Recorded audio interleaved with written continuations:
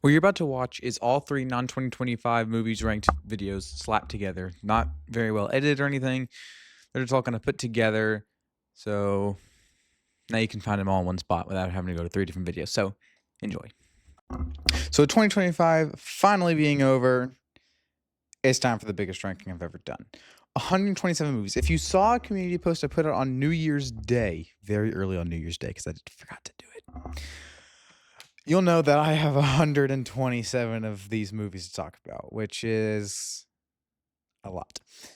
So what we're going to do is we're going to split the video up into 3 videos to talk about every single one of these movies. The non-2025 movies I first watched this year. So basically, we'll go through all of them. I'll talk about the ones to the 10 out of 10s. And I'll tell you when we're entering a new category, you know where we're at. So 3 videos, and I might not have a ton to say about the movies, but I'll give my thoughts, basic thoughts, and why I watched them if I want to share. So with that, I say we just hop right in. If there's anything more, I'll tell you later. But for now, let's do this. I tried to put an image of the movie poster of what I'm talking about on the screen, but my computer decides that no, we're not doing that today. We hate you. So I decided we're gonna do the same thing as last year. I'm just gonna talk, and if I have the DVD of the movie, then you'll see it. But if not, pay close attention. If you're just listening to me, that's fine. That's fine. Just listen. Twilight New Moon is one of the worst movies I've ever seen in my life. Yes, I am a male.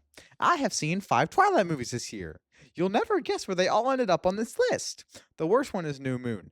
It is beyond awful. Like, honestly, just, oh my gosh. At least some of the others have something happening.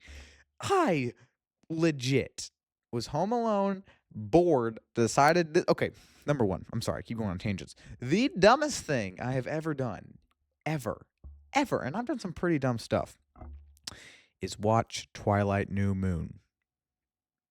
Because watching the first one, that wasn't dumb, okay? That was just a fun hate watch, because I knew I wasn't going to like Twilight. What? The dumbest thing was keep going, because once I watched New Moon, I had to watch the other 3. I don't know why I decided to watch it, but I did. I was home alone. I guess I was bored. I watched the entirety of Twilight New Moon on my phone in my bed. I screamed, legit yelled at the top of my lungs because it was so bad. It is awful. There is nothing going on. Like, I couldn't even tell you what it's about. Like, there are movies that are so bad. I can tell you exactly what happens in Megamind versus the Doom Syndicate. I can tell you never mind. I was going to say something about Smurfs and War of the Worlds, but I could not tell you what happened in them pretty much either. But this movie, okay, I like how the focus is on Jacob. If you're going to ask me which team I'm on, I think you need to grow up because I do not care. But I do like the character of Jacob a bit more.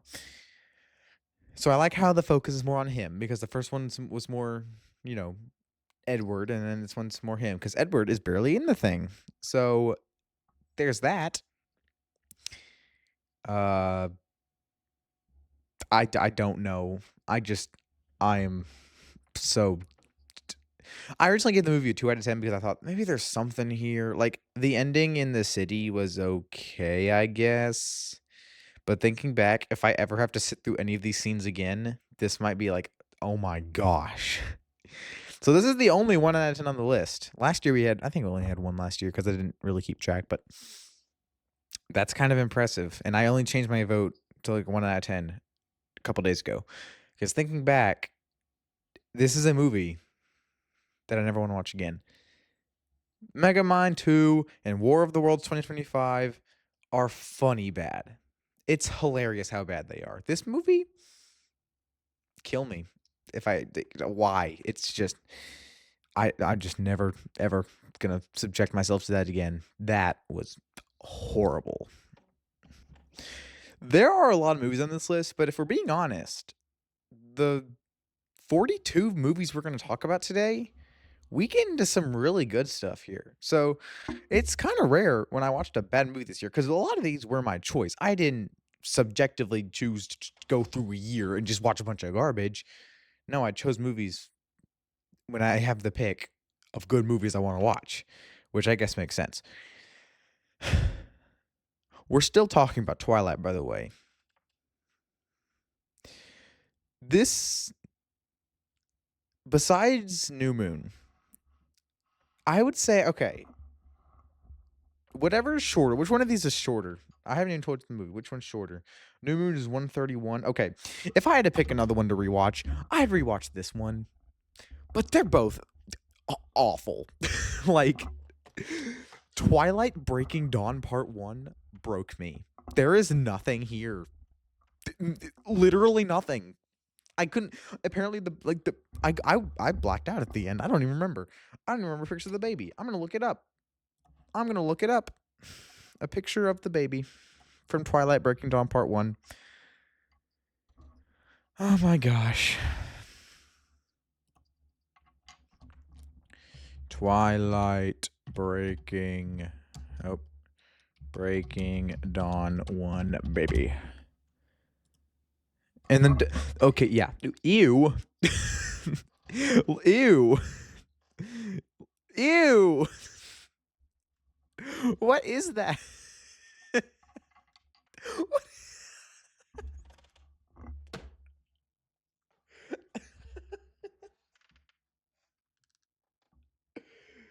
Bro. Wait.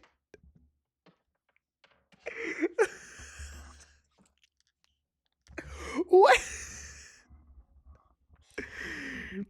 Oh my god.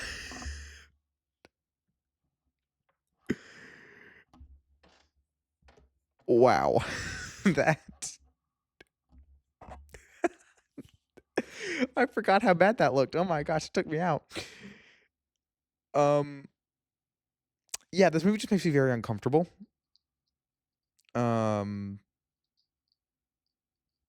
Yeah, it's. I literally have like. I'm gonna read the letterbox. Let's read it together. Actually, let's do this together. In fact, we're gonna. I don't know why I didn't start the video like this. Hang on. Let's do something real quick. Gotta go on Letterboxd on this slow computer. We're still talking about. We are 8 minutes into the video, and we're still talking about Twilight, and we're only 2 movies in, and I have to talk about 42 movies today. Oh my god! Twilight break.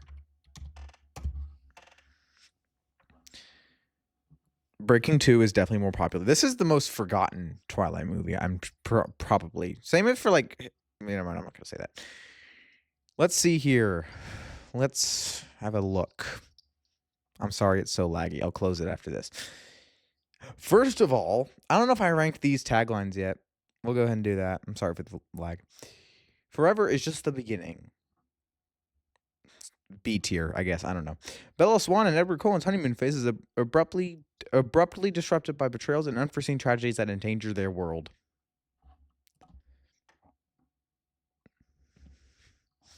Oh yeah, okay, yeah. That's just okay. That's for live streams, I guess. I wanted to do this, but then I realized I'll have to put the background on, and then I don't know. Next time we're reading something on the computer, I'll put that up. But instead, we'll just talk like this with the green screen. What was I talking about? Oh yeah, the description. I guess that is what happens. It's bad. It's really bad. And you know what? I don't even need to cut because we're going to talk about more Twilight. Oh my gosh. Yeah. Number 125. Right? Yeah. 125 is Twilight Breaking Dawn Part 2. Oh my gosh. I mean, like, those 2 points are literally just because it's over. I honestly, what happens in this one? What happens in Twilight Part 2? They protect their child? Is it just it's just an ending of the series? I don't care. It's bad. It's really bad. I don't. I don't care. It's just bad, and I don't wanna talk about Twilight anymore, but there's still 2 more movies I need to talk about it, but surprisingly, we get a break from Twilight. Almost 10 minutes into the video, talked about 3 Twilight films. I just want to go. I broke my only rule. I forgot to mention that after New Moon, we entered the 2 out of 10s. I guess you did see when I pulled up Letterboxd, but we're in the 2 out of 10s after New Moon, so just if I'm sorry, I forgot. I'll pay more attention. Mufasa the Lion King is straight trash. I hate this movie. I thought, like, originally, I thought Twilight New Moon was better. What? Okay, this movie isn't terrible. I like some of the songs, and sometimes they had something funny to say. Not often, but sometimes. Excuse me. I only watched it because I plan on doing a Lin-Manuel Miranda song ranking, or some of their movies ranked, and not song ranking. Oh my gosh. Hamilton overload. Oh my gosh. Even I can't do that. But I wanted to rank his movies, and I watched it with my family, and I checked out and I watched YouTube on my phone. And then I ended up rewatching those scenes that I missed on my own time because that's just, oh my gosh, it's so bad. Like, I only thought of going in like, okay, I don't like the live action Lion King, but like it's still the Lion King kinda. Then you try and put that formula into an original story, and it's just like, animate it. Like, you don't have to be the main studio releasing, just animate the movie. Like, yeah, I don't know, it's just dumb. I hate this movie. It's just so slow and boring, and the villain is stupid and slow and boring, and it like, what's the guy from Tarzan? Is that Kerchak? Is that his name? Kerchak from Tarzan is better than the father in this movie. It's I don't even wanna talk about it anymore. Sherry Rose Productions did a video on it. Go watch Schaefer Hills Productions talk about it. Don't listen to me. Go to Schaefer Hills Productions. Hi, my name is Jack. I'm over the age of 10, and I've seen Yogi Bear from 2010. That didn't flow very well, honestly. I would try that again, but I don't want to. Oh my gosh, Yogi Bear isn't good. Oh my gosh. Ah! You thought we were done with Twilight talk, weren't you? The producer of Yogi Bear 2010 produced the Twilight movies. Twilight is my living hell. Oh my gosh, Yogi Bear is bad. And I'm like, I feel bad saying that because it's not nearly on the same level as like Twilight. I need to stop talking about that. It's bad. Sure. The CGI isn't great. The actors aren't doing their best here. TJ Miller is in the movie. It's not bad on the same level as like Megamind 2, right? It is funny bad, but also I never want to watch it again. The movie's only like 80 minutes long. I would tell you why I watched it, but I'd rather not. uh, it's Yogi Bear. If you've seen it, you know. If you watched it growing up, you probably loved this movie. I watched it in 2025. I'm not a child, all right? I know what cinema looks like. And I have to sit through something like this. I don't want to talk about this anymore. I'm not watching Woody Woodpecker, I'll tell you that much.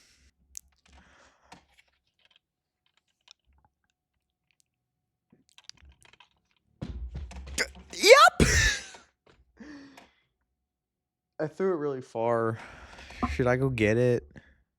I don't want to. But I feel like I should. I just threw it. Jack and Jill is not good at all. In fact, I thought that way before Schaefer was talked about it. Everyone knows this movie is bad. It's more of like, this is what made me think of this question, and I know I've asked it before, but do people look at what they've created and think, yeah, that's a good movie. I did a good job. I don't think so because I think they're just doing it for a paycheck. But did Adam Sandler look at what he did and think, yup, People are going to love this one. I I don't even I I have no words, honestly. Like, I don't even know what to say. This movie is awful. Awful. You know why. It's Jack and Jill from 2011 with Adam Sandler playing Jack and Jill.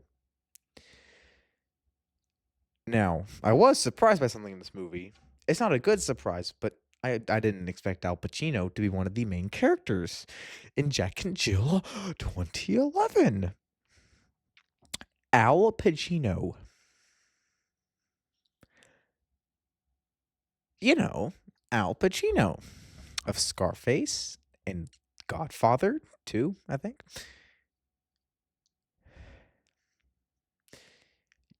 And he has a crush on Jill, the Adam Sandler female character. Do you see why I don't want to talk about this movie anymore? You know why it's bad. I'm going to go pick up the DVD and we're going to move on. And we're going to pretend like I haven't talked about Jack and Jill yet. All right? All right. All right. So I looked at my Letterboxd 2025 recap a couple days ago, and Adam Sandler was my most watched actor.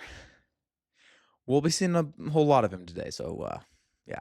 I won't stay too long on him because I'm sure most of you have seen Schaefer Rose's video, and he's talked about everything I'm going to talk about here. So, there's that. Hubie Halloween is bad. There's no question about it. I don't know why I like it more than Jack and Jill. Maybe because it's just one Adam Sandler. But it's like, you do the Shark Tale emotional ending, you know? It's like, that's not good.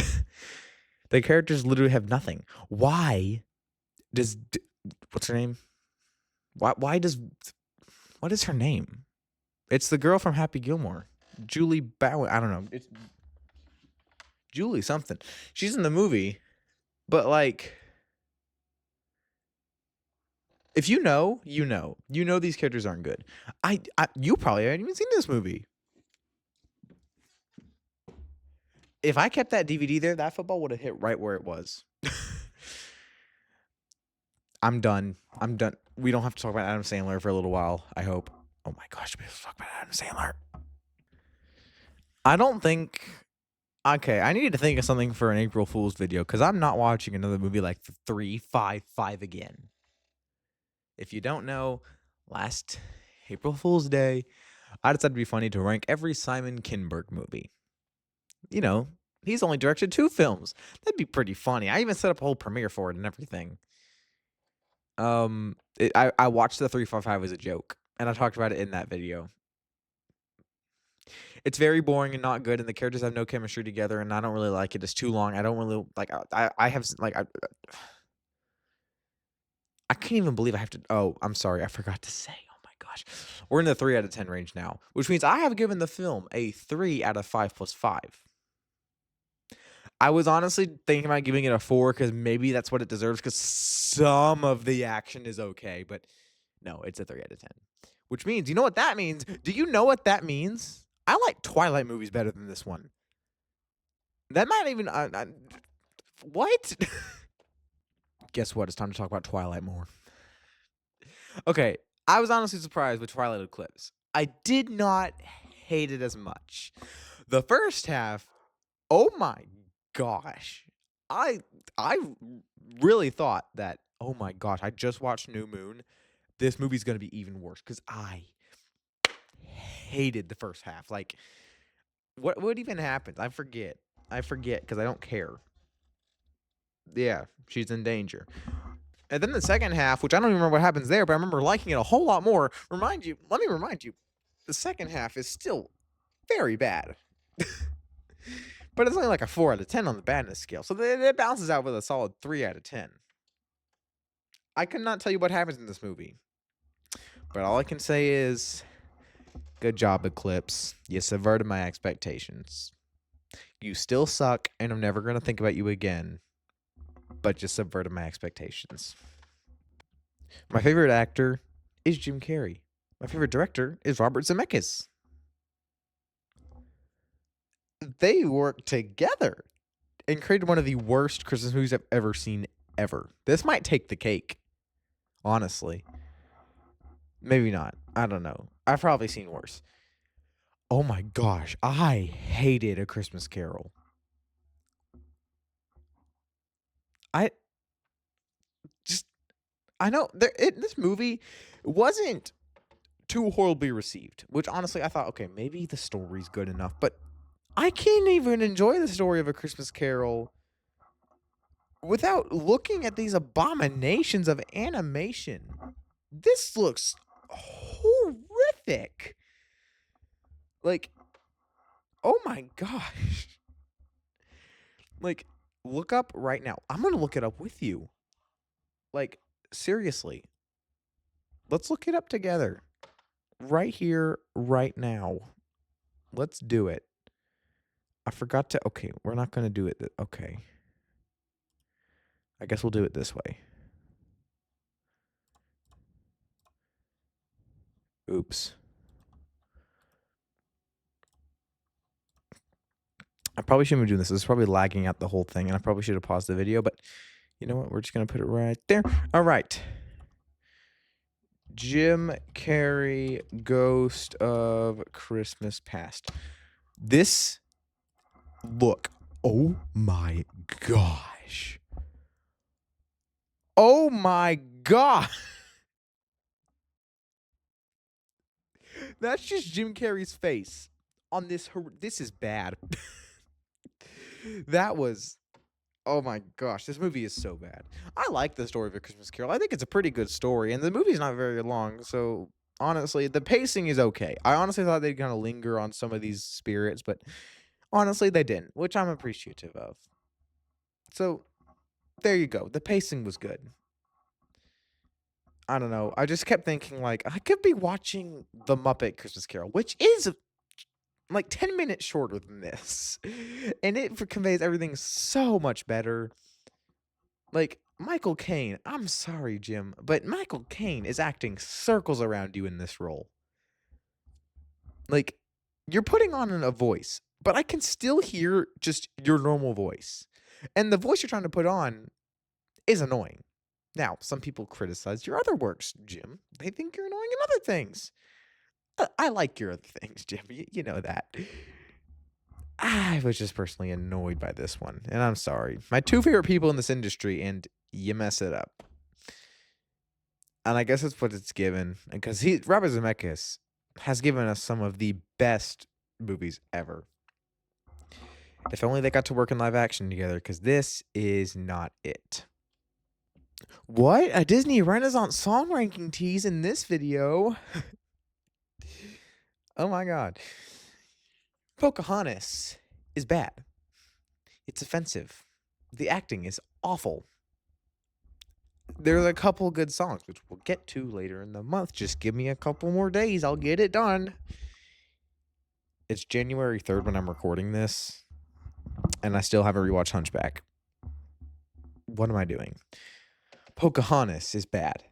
There's a couple good songs. The animation is sometimes good. Mostly during Colors of the Wind is very good. Like, I don't know, there's just a couple shots that are kind of iffy. But overall, just why? Like, why? It's Oscar bait. You know it's Oscar bait. You know if you've seen the movie. I'm sure if you grew up with the movie, you think it's amazing. And I know people who think it's amazing. I don't think so. This is probably my least favorite Disney movie. I haven't seen every single one, but from the ones I've seen, it's probably my least favorite. I also need to make a video about this, but I am probably going to try and rank every Disney movie this year, honestly. I might just do that at the end of the year. But I guess that means I have to watch a bunch of Disney movies, so yay! Kill me. Okay, last one. Twilight, the original. It's bad. It's really bad. But honestly, I'd rewatch it again because it's so bad. It's actually kind of good. It's still a 3 out of 10. It's still really bad. The acting is kind of laughably terrible, but you know what? I like the characters in this one, kind of. I like Anna Kendrick and her group of friends. That was okay. If you like Twilight, good for you. I'm probably not the channel you want to watch if Twilight is your favorite movie of all time. But we're done talking about Twilight. Thank the Lord. All right, now we're in the 4 out of 10s. The movies that are still bad, but you know what? They have something, I guess, that I don't hate as much as Twilight. Camp Rock isn't good. But like, and that's a given. It's a Disney Channel original movie. The acting is going to be terrible. Like, the lines are just going to be laughably, like, misacted. It's going to be bad. I mean, I'm sure if I grew up with Camp Rock, I'd probably like it a lot more now. I'm sure people who watch High School Musical maybe won't like it if they watch it for the first time this year. I'm sure that's fine. I'm the group I watched this with. I'm sure this is one of their favorite Disney Channel original movies. It's not one of mine. That's okay. I'm kind of just ready to move on from this. Maybe if the third one ever comes out, maybe I'll watch the second one, then that one. I don't know. If anything, I'm gonna watch Teen Beach Movie because I know that's going to be a laughably awful time. All right, brace yourselves. We got 2 Adam Sandler movies incoming. First up, The Cobbler. It's very bad. I don't know what he was thinking, but I did not laugh once during this. I think the concept is kind of neat. Actually, I did laugh once at the ridiculous ending. I'm willing to bet you haven't seen this movie before. I'm sure you've heard of his other Oscar-nominated film. What's it called? Spotlight. I'm sure you've heard of that one. Tom McCarthy directed this and Spotlight, his Oscar-worthy film that I haven't seen. So, yeah, I don't know what was going on here, but it's bad. Now, an Adam Sandler movie that's just a tiny bit better because it's meant to be a comedy. The Week of on Netflix. I mean, yeah, I only watched it because Adam Sandler and Chris Rock together seemed like it'd be a good time. Because I love Grown Ups, like I really love Grown Ups. But you know what? No, it's not. There's a lot going wrong, and if you want full thoughts, again, I hate to keep doing this, but I love the guy. Sheffield Production talked about it, and yeah, you know if you know. I'm sorry to keep like shying away from this, but you know what? We have 127 of these movies. I need to get this out. And we're only, oh my gosh, we just hit the 27-minute mark. I don't know how long this is going to take. What are we at? That was number 113. 113. We have 28 more to go. Oh my gosh. Okay. Tim Burton's Planet of the Apes was not that bad. I remember starting it like last year when I was going to go see The Kingdom of the Planet of the Apes. So before I watched this one, the only Planet movies I've seen is the original from the 60s, which I don't really like. I might need to rewatch it because I don't know what I was thinking. And then I watched Kingdom, of course, in theaters. And I think I started the Tim Burton one before I went and go saw it, but I didn't finish it. So I thought, you know what? I might as well just finish it. I got nothing to do. I didn't hate it as much as I thought I would. You know what? I actually restarted the movie just so I can get a full scope of what's going on. I didn't hate it as much. I still don't like it. It's still bad, but like the ending is really what brought it down for me. Like it's still just kind of boring. The characters aren't doing much. I like the what's his name? Oh my gosh, what's his name? What's his name? What's the guy's name? Nope, I clicked on Twilight. Paul Giamatti's character. I really like him. But other than that, no, I'm not doing this. I actually didn't think about this until now. We have 2 Mark Wahlbergs in a row. So you're gonna be seeing a lot of this today, and I'm just gonna prepare you. A lot of these movies, the sequels are gonna come first in the list. And yeah, I'm gonna try to refrain from talking about the original when comparing because I want to save that for the actual segment. But sometimes I might have to. I don't know if this is gonna be the case here, but Daddy's Home 2 is definitely a lot worse. It is kind of weird to make a sequel to a movie that isn't about Christmas to a Christmas movie, which I guess Christmas isn't the main theme, but it does take place during Christmas. There's a lot of Christmas activities going on. So, I mean, yeah. I mean, it's Daddy's Home 2. I watched them both. They're fine. The first one's a lot better, which we'll get to today. Actually, we'll get to it today. What else? I don't know. Uh, Mel Gibson plays Mark Wahlberg's father, and it's not good. Have you seen him? If you've seen the movie, you've seen his wink. And then Lord Farquaad plays Will Ferrell's father, and he is sometimes funny, but I found him more annoying, if anything. Can we just go? Like, I'm just done.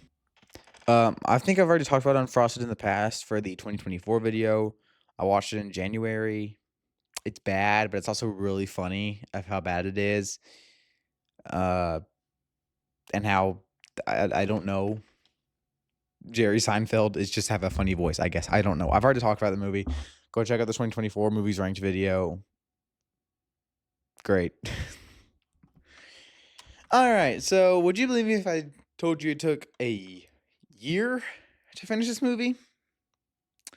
So, about late July 2024, I started Man of Steel on the way to Indiana with my grandparents. I didn't end up finishing it. I thought it was a little boring. I had some work. I had some, summer work for high school classes that I needed to get done. So I did that while watching this. And honestly, it got so boring that I had to turn it off and put something else on and then did my work that way. And I got it done faster because I felt like I had to, this is the beginning of the DCU. I felt like I had to be watching and I didn't feel like I need to. I actually didn't watch it on the disc. I watched it on my phone. And then I kind of watched it. I watched a couple minutes now and again, and I never finished it. And I thought one day I sat myself down and thought, no, you're gonna finish this movie. You have like 90 minutes left. You're gonna sit down. You're gonna finish Man of Steel.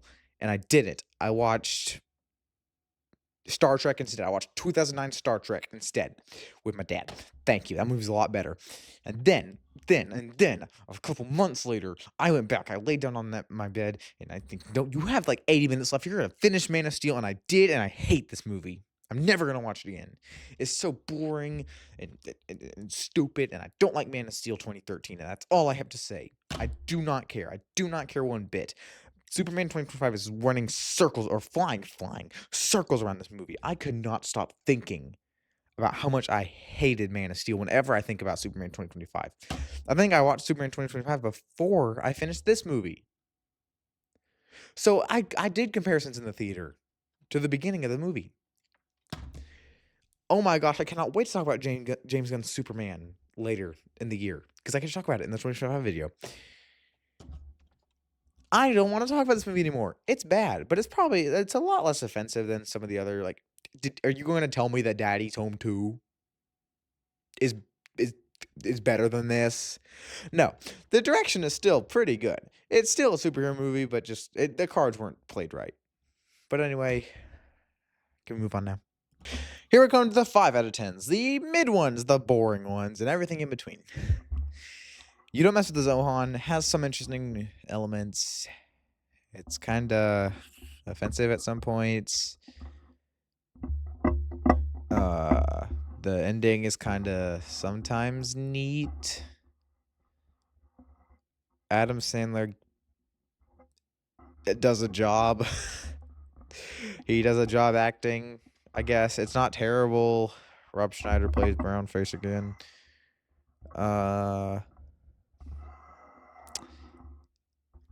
It's just weird and boring. And I'm done talking about it now. Thank you.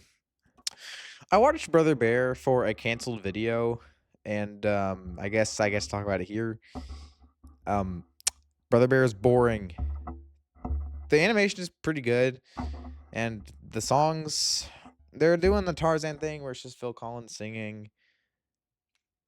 The first song goes pretty good. I like that one, but once the guy gets turned into a bear, it's no. The bear is voiced by Joaquin Phoenix, and it just sounds like the Joker. I have not seen the Joker, but I know what the Joker sounds like in that movie. I feel like everyone does. Um, yeah, Brother Bear. I specifically remember the scene where it's the Brother Bear Let You Down song, and I just remember thinking, the Prowler let him down, because I let you down, man, I let you down. I'm gonna go now. I now pronounced Chuck and Larry was alright. I mean, I'm not gay, so I didn't really feel anything from it. I thought some parts were kind of sweet, and I'm sure people who are kind of got something out of this one. I'm sure it spoke to some people, not me. Kind of lame, kind of boring, don't really like it. It's too long. Chuck's kind of a jerk. Anyway, I don't want to talk about you anymore. Let's move on. Hey, look, another Adam Sandler movie. Mr. Deeds. I don't really like that much. I'm sorry. It was just really boring and slow, and I just don't get it, really. Like, sometimes it was funny, but, like, I really can't think back and think, this was hilarious. Like, I can think back to a bunch of Adam Sandler movies that I really like, and yeah, those are really funny. And then this one is, I don't know. I just was bored while watching it. Nothing made me laugh, really. I suppose it wasn't the worst thing I've ever seen. But again, I'm just talking out of my butt now, because I don't really care. I forgot what I'm talking about. What, Mr. Deeds? I legit forgot what movie I was talking about. That's how, I don't know. Blah. I did not care for Dunkirk very much. The only thing that really has for me is the fact that it's less than 2 hours, which is honestly really good. But, like, if this was, like, 2.5 hours like some of other Nolan's works, like, yeah, I would have hated it a lot more. But it's not, and honestly, that's okay. Like, I don't know what's worse for me. Like, I don't like Tenet either. Like, Tenet is probably on the same level as this, but, like, I hated this one a whole lot more, well, not hated. Yeah, Tenet's probably worse. Honestly, this one's okay. Like, I just put it on in the background. I just probably playing Mario Kart while watching it. It's not very great. It's kind of slow and boring. I don't care for war movies. There's another one on this list that I did really like, but that's for a different reason. Like, I never liked war movies. I didn't really like the 6 AAA that much, but this one is kind of lame. Don't really like it. I know the score is amazing. The direction is pretty good. The acting is okay, pretty much. Yeah, but you know what? It's fine. I think that's the only Nolan movie I watched this year. I mean, I rewatched like The Dark Knight and The Prestige, obviously, but you know, before this year, I actually never saw a Tom Cruise movie, and I've seen like 11 of them now. That's kind of crazy. The worst one I've seen, I guess, is Mission Impossible 2. I already talked about this in the Mission Impossible ranking video, so I guess I'll talk a little bit more about it. It's boring. It feels like for these Mission Impossible movies, they tried to get a bunch of directors to come on and direct one. Like they got Brian De Palma to do one, and he directed Scarface. He got John Woo to direct this one, who directed movies like Face Off and other kind of cool action movies. Then we got J.J. Abrams to do the third one, which he honestly did a pretty good job. Then we got Brad Bird to do the fourth one. And then Christopher, oh my gosh, Christopher McQuarrie to do the last 4. Yeah, last 4. And yeah, I don't know if they found him. I think they just like you're just gonna do the rest here. But we got John Woo to do this one, and it just kind of feels like the first Mission Impossible isn't my favorite movie. It's still good, but like I just knew it would get better once we got to 3, and this one is not very good. It's just kind of slow and like it doesn't add anything. Like literally, I could not think of a single thing that like recalled it in Mission Impossible: Final Reckoning. Like I don't know. Tom Cruise's hair is amazing. I'll just leave it at that. Yeah, I watched Moana 2 in theaters in January, so I guess it counts. I love the first Moana. I think it's a really good movie. This movie is not very good. I gave it like a 6 out of 10 when I first watched it, but now it's a 5. Did I say I was going to 5 out of 10s? When did that start? I did, right? I talked about Zohan and told him I was going on 5s, right? I think so.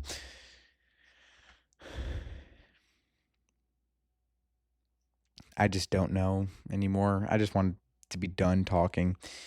I wanted to introduce some new stuff. Then new stuff is not good. I don't know. It's like you can tell it's meant to be a TV show. I just talked with the movie. I'll leave it at that. Go check out my video of 2025. You're going to see a whole bunch of 2025 movies on this list. I mean, you're going to see a whole bunch of 2024 movies on this list. You're probably going to see a couple of 2025 movies on the 2026 one when I talk about that next year. So just bear with me. I'll talk about all of these 2020. Well, I don't know what let me die. Yet again, we got to talk about the sequel for the original. Murder Mystery 2 is not as good. Definitely not. But it introduces some cool things. The assassin guy's okay. I like the end. Like, the ending goes, like, unbelievable. Like, the last 30 minutes goes unbelievably hard. And honestly, it was... Oh, my gosh. I loved it. It was really good. I don't know. And this is, like, the point where Adam Sandler... Well, he kind of already did this before. But, like, Adam Sandler, he's just talking like himself. I'll just say this, and we're gonna talk about this later. But I thought Adam Sandler and Jennifer Aniston, they have good chemistry together in this movie, same as they did in Just Go With It and whatever else they were in together. That might have been the only ones. But yeah, almost done. Number 100, yay! Dear Evan Hansen. Yeah, I just put out a 23-minute video of why this movie is not great. The songs in the movie of Dear Evan Hansen.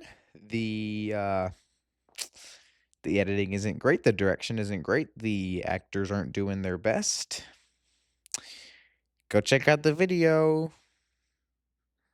Go check it out. Jaws 2. For some reason I decided to watch it. I don't remember why. But I watched it, and it's just Jaws again, but worse. It is just a sequel. I think the only guy that came back was Roy Schneider, which I guess the other guy died, and then I guess they couldn't get Dreyfus back. So I guess, yeah, it's just more Jaws, but the kids this time, which I guess is an interesting way to take it, but it's still just kind of boring and a bit too long, and I don't know why I watched it. I actually forgot why I watched it. So, but yeah, that's the end of the 5 out of 10s. Let's go to some 6s now. Dan in Real Life is one of the first movies I watched this year, and it has Steve Carell in it, and it's a bit of a calmer comedy. We don't need screaming in our faces all the time, but we don't need just this subtle, like, comfort. Like, I don't know why. This is definitely a comfort movie, and it is kind of sweet, but some parts just kind of go on and on and on and on. The movie is 98 minutes, but it feels like a lot longer. Like, Steve Carell is Michael Scott. Like one of the loudest characters in TV history. One of the most energetic. And he's just kind of talking, just real quiet like. And it's just kind of slow and boring. I think he has good chemistry with the girl. Dane Cook's in this. Dan in Real Life. He doesn't actually lay his head on pancakes. So that was kind of disappointing. Zoolander. I don't know. It's not for me, I guess. There are some parts that's funny. Will Ferrell actually got a pretty good laugh out of me, and I honestly like. Yeah, like he's pretty funny in anything he's in. I love Will Ferrell. But you know what? Like Ben Stiller, we'll talk about it later. But he is hilarious in Dodgeball, and this movie just like he puts on this weirdly like childish voice, kind of, but it's also like very soft and like it kind of works for Owen Wilson. But I don't really like Ben Stiller doing it. So I think that's really uncomfortable. And I'm not in love with the premise of this male model. I feel like if they got someone like, I don't know, I feel like someone else should have done the role. I don't know why. Ben Stiller, you did a good job at least. Like you did a good job at the voice. But like, I don't know, it just kind of feels interesting. Like I'm not in love with this movie. It's not too long. It's like 90 minutes long, but like, I just never grasp onto it. Now we can talk about the third movie before the other two, Austin Powers and Goldmember. I mean, all three of these movies can be just like kind of thrown into one thing. Like This one's the weakest one, but also I had a great time with it because it's Austin Powers and it's just a full-on comedy. It's more of the other two. You got a female love interest that's not gonna come back, and if they were to make a fourth one, but where's Heather Graham, though? She was the best. She was way better than Veronica, but okay. Whatever you say. She's dead, I guess, I don't know. Michael Caine's in this one. Michael Caine, the star of many Nolan films, was an Austin Powers and Goldmember. Remember that. The original Daddy's Home. It's kind of sweet sometimes. Will Ferrell's in it, but he doesn't put on like a very loud role like he did in Zoolander or Barbie. It's just kind of kind of a sweet comedy. With the he and Mark Wahlberg, they have this energy where it's like they kind of are friends, but then it's just like he's just trying to be a show off. There's like I can't remember if there's a scene where he's like, "I'm gonna take these kids back," and you can. I think there might be. I don't remember, but I don't know. It just kind of feels like he should be doing it more subtly, but it's like not like it is kind of subtle for like a couple of parts, but then it's just like, okay, now you're just showing off, you know. But like I like their chemistry in the second one. I didn't talk about this in the second one because I wanted to save everything, but their chemistry in the second one is honestly more of the same. Like it's not really great in the second one, but like this movie, like it's okay. It's sometimes funny. It's sometimes sweet. I don't know. The kids kind of annoy me in both these movies, though. Okay.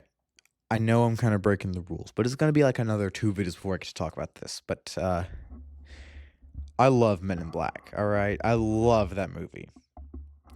Men in Black 2, I don't love as much. Like, it's such a step down. Like, I'm sorry to spoil it. If you haven't seen Men in Black, maybe just skip this entire segment. But Kay had such a good ending for his story, and then you just bring him back. Like, okay, if you wanted him to come back, like, don't have that ending for him at the end of the first movie. Honestly, just don't make sequels after the first movie. But it's fine.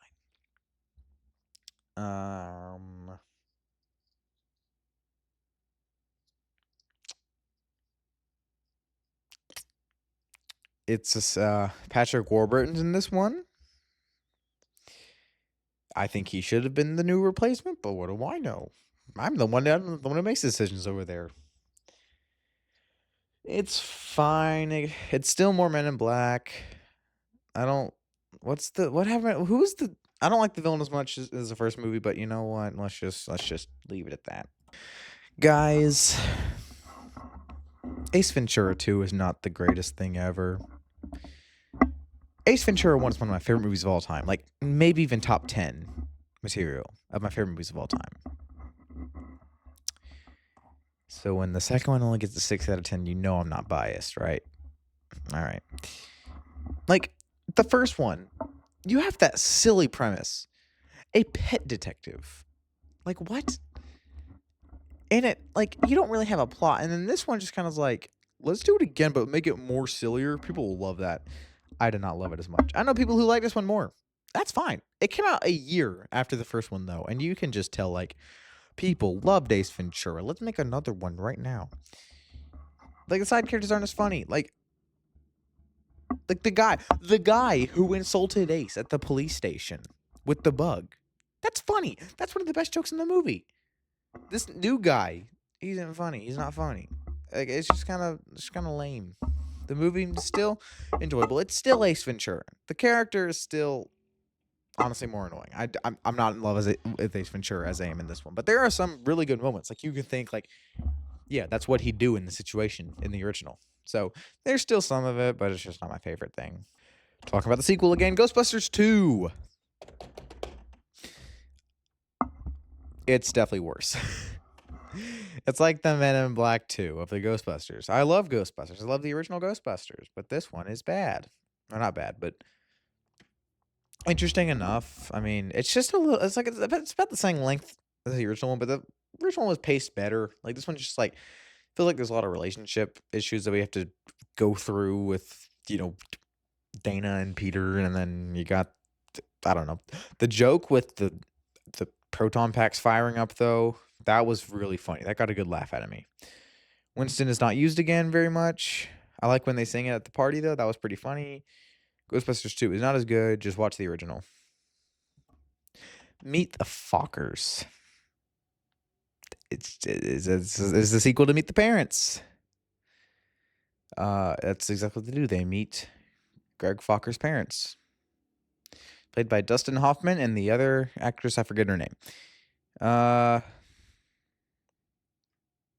don't know. It just kind of feels like Robert De Niro should be more open to Greg now, and they're just not. I haven't seen Little Fockers yet. I don't even know. I don't really know, but they don't get married. Yes, they do. I just feel like it would have been better if, well, that wouldn't make any sense, but I don't know what they could have done. It's fine. I had a good time with it, I guess. It's kind of sweet towards the end. I don't know. I just feel like Robert De Niro should have been more open to Ben Stiller in this one, but that's just my opinion. Time to get to the 7 out of 10s. Just a second. I'm going to grab it. I don't really do sports movies a lot, and if I do, they're comedies mainly. I like Mighty Ducks, and I love Happy Gilmore. Yeah, I'm not the biggest fan of Remember the Titans. I watched it with my family one night, and yeah. You're gonna get mad at me, all right? But like, I just don't care. Like, the movie was good, the acting is good, the direction is good. But, and I'm sorry to disrespect them like this, but like, Dude Perfect's podcast said like, how did Denzel not win an Oscar for this? This movie's the best of all time. Yeah, in your opinion, but it's not up to you. You're not the Academy. I think Wicked for Good should have won more, I think Wicked should win more Oscars. Honestly, because that's one of my favorite movies of last year. But like, it didn't, because that's not what the best movie of the year was. That's just the only Best Picture nominee I watched. So of course I think it should have won everything. It's the only one I watched. What were the nominees for this year? I'm sure they were better, right? Well, I don't know. I haven't seen them. Should we look them up right now? Let's do it. Let's look them up. Let's look up the Best Picture nominees for 2001. 2001 Oscars Best Picture nominees. Let's do it. All right. This movie went up against freaking Gladiator. Freaking Gladiator. What are you doing? You yourself, Dude Perfect. You said Gladiator was your number. Freaking one. I'm sorry, that got me madder. Like, oh my gosh. This movie is just not my thing. I see the good parts, but like, I can't rank this any higher because I don't care. Like, it's probably a lot better than some of the other movies I think I liked better, but I just don't care enough, you know? All right. Fun with Dick and Jane was the first movie I watched this year, and yeah, I'm sorry. I'm sorry I like this better than Remember the Titans, but I mean, it's Jim Carrey. I think I'm obligated to at least give it at least a couple points. Even Christmas Carol wasn't terrible in this regard. But Fun with Dick and Jane was the first movie I watched this year. I watched it on New Year's Day. And I wanted to keep going this year with a New Year's Day Jim Carrey watch, but I was in Indiana, so I couldn't really watch PG-13 because I have younger cousins. You can't really watch PG-13 Jim Carrey movie. And I didn't really have time to either, so I watched another movie, though. Didn't love it. But anyway, Fun with Dick and Jane is it's a fun heist movie, I guess. Like, the characters, I don't remember too much about it. I don't really care about it too much. It was like free on Hulu, I think, and I decided, you know what, Jim Carrey, he's the best. He can't let me down. And I thought the movie was good. So yeah, just kind of interesting. It's based off a book, I think, and the book is like nothing like it. Maybe I should read the book one day. I haven't read the book. Now You See Me Too. Again, we gotta talk about the sequel real quick. Directed by John M. Chu, you know, the director of Wicked.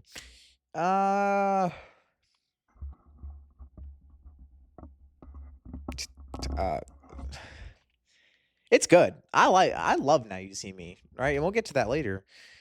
But I just can't really shake. Like, it feels like, okay, the third one is a little overbloated, and it's kind of got the same problem here. It just feels like Daniel Radcliffe. I just don't know what's going on half the time. I come for the cool magic stuff, which is why I love movies like The Prestige and the first Now You See Me. This one feels like a bit more like, what? Like, these movies are like glorified heist movies, which is also what the first one feels like a lot more, and I love that. But like, now that everyone, like, some of the appeal of the first movie is like they're being chased down, right? They're trying to like they're about to get like arrested, I guess. And this one is just kind of okay. But you know what? That's okay. The movie's still good. I love the card, like the scene in the vault thing where they're throwing the card. That's really cool. Probably my favorite scene in the movie. I think Lizzie Kaplan actually does a pretty good job replacing Isla Fisher for this one. Uh, I don't know. It wasn't the worst thing ever. She did actually do a pretty good job, and I like how they brought both of them back for the third one. That was honestly pretty cool to see. But I think she did good. She's a good actress. I will stand by on that. This is one of the just random watches I wanted to do one day. Tom Cruise again with Night and Day. People hate this movie. Like this movie is just nonstop. This movie sucks, and it feels like a lot of these movies don't feel like they're set in the modern day very much. This one does, and I kind of like that because this is pretty much this came out in 2010. So this came out right before Ghost Protocol, and it's just like, what if Tom Cruise did Mission Impossible stunts before he did them in actual Mission Impossible? It just kind of feels like, yeah, it just kind of feels like why like there's definitely a couple stunts here that I thought I've seen that before in Mission Impossible. This came out in 2010, so this just kind of feels like a Mission Impossible precursor, I guess. It's just not like it's just kind of like why I don't know. I feel like if Cameron Diaz and Tom Cruise is more of a couple and they kind of like are a couple, they do something with like the guns, I guess. I don't know. It's just kind of weird. Like Chris, like she's just out of the or like she's just out of the know for most of the movie, and I just that's kind of interesting. But you know what? If they took my suggestions, this movie might be a little bit better. But you know what? I don't hate it. Tom Cruise does a good job again. Another random watch was Easy A with Emma Stone. And it's just a fun school comedy. You know, I really love the parents and the little brother is funny and I don't know, it's a fun school comedy. The sun is going down. I've been sitting here for so long. Oh my gosh. And it's making the camera look darker. But luckily I have I could just pull up Google and that'll be my light. There you go. But that makes the camera laggy. So maybe I wouldn't. I don't know. We'll keep it on. But yeah, that's about it. Easy A is just a fun time. I would suggest it's pretty good, and I'm not even gonna cut it because I think we only have one movie left.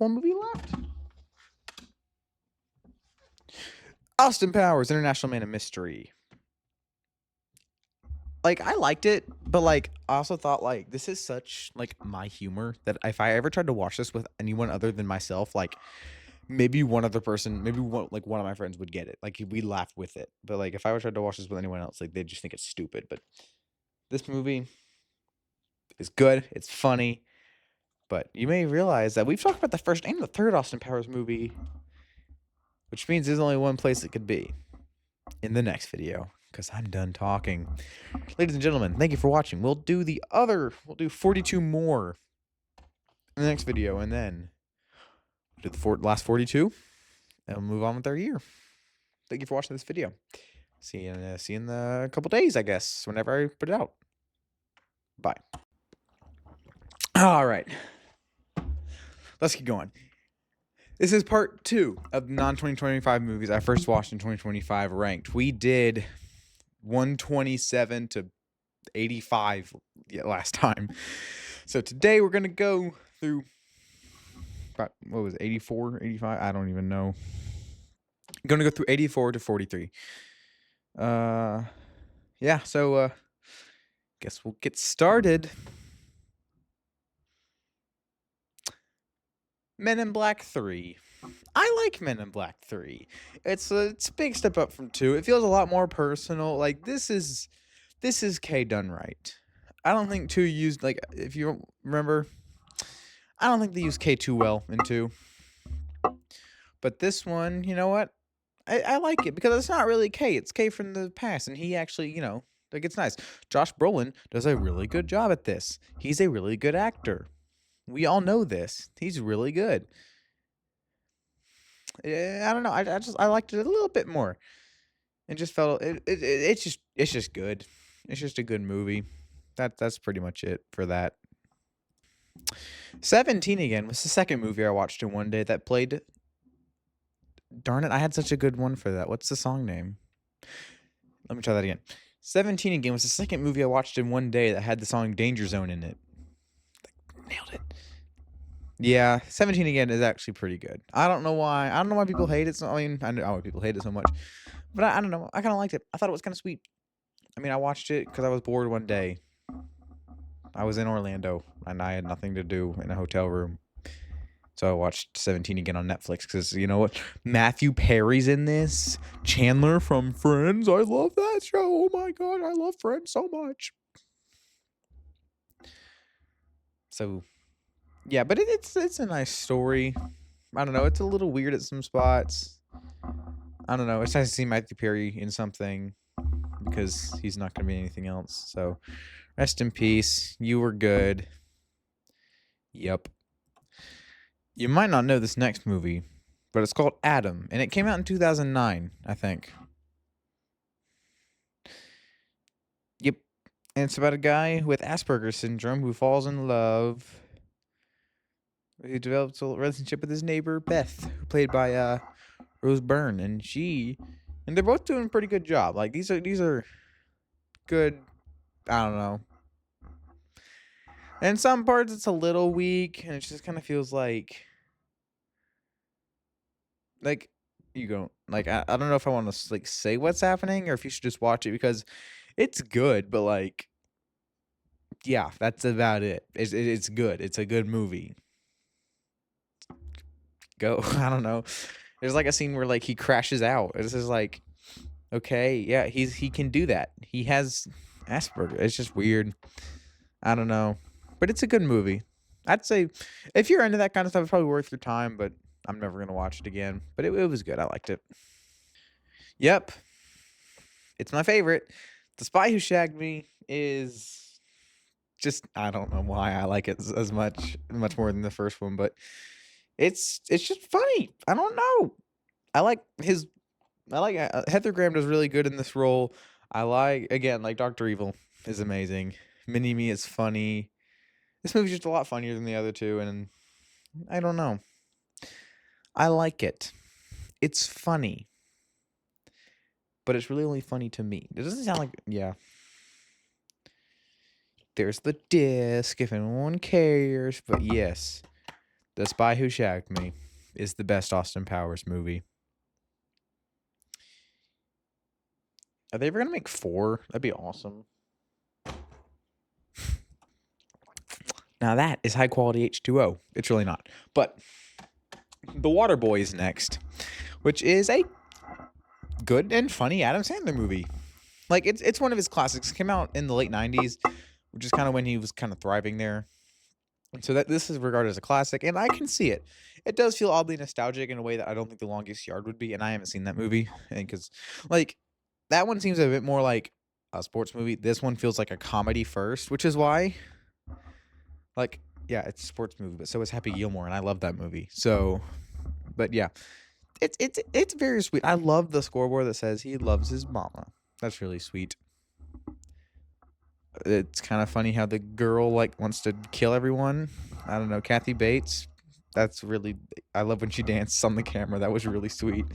I don't know. It's just a really good movie. Like there's nothing. No, I don't really have a lot of complaints. I mean, his voice is a little bit annoying, but like, I kind of grew on it. I like how this voice is good because it feels more innocent in a way that the Hubie Halloween voice does not. So this works. That works. Let's combine these two because they're right next to each other. Number 79 is The Naked Gun 2.5. Number 78 is Naked Gun 33 1/3. They're both good. They're both on the same level. But I like Naked Gun 33 a little bit more. Naked Gun 2, like, I watched the first one, and the first one is amazing. We'll get to that probably today. And then we got this one. It's just like I kind of got bored because of the beginning. Like, it's good. There's some really funny moments. I like when they're on stage and they're playing the music, the mariachi music. Like, I don't know. I got a good laugh out of me. But yeah. And then 33 1/3, I had to hurry up and watch because I think I don't know if I started it or if I finished it the day that the new one came to Paramount Plus. So I had to finish that one and I watched the new one.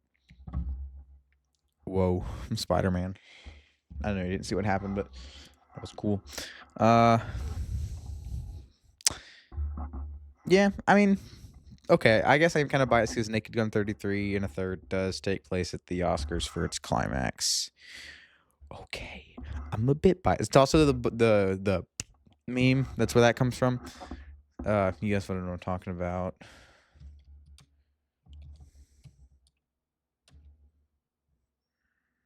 What's there?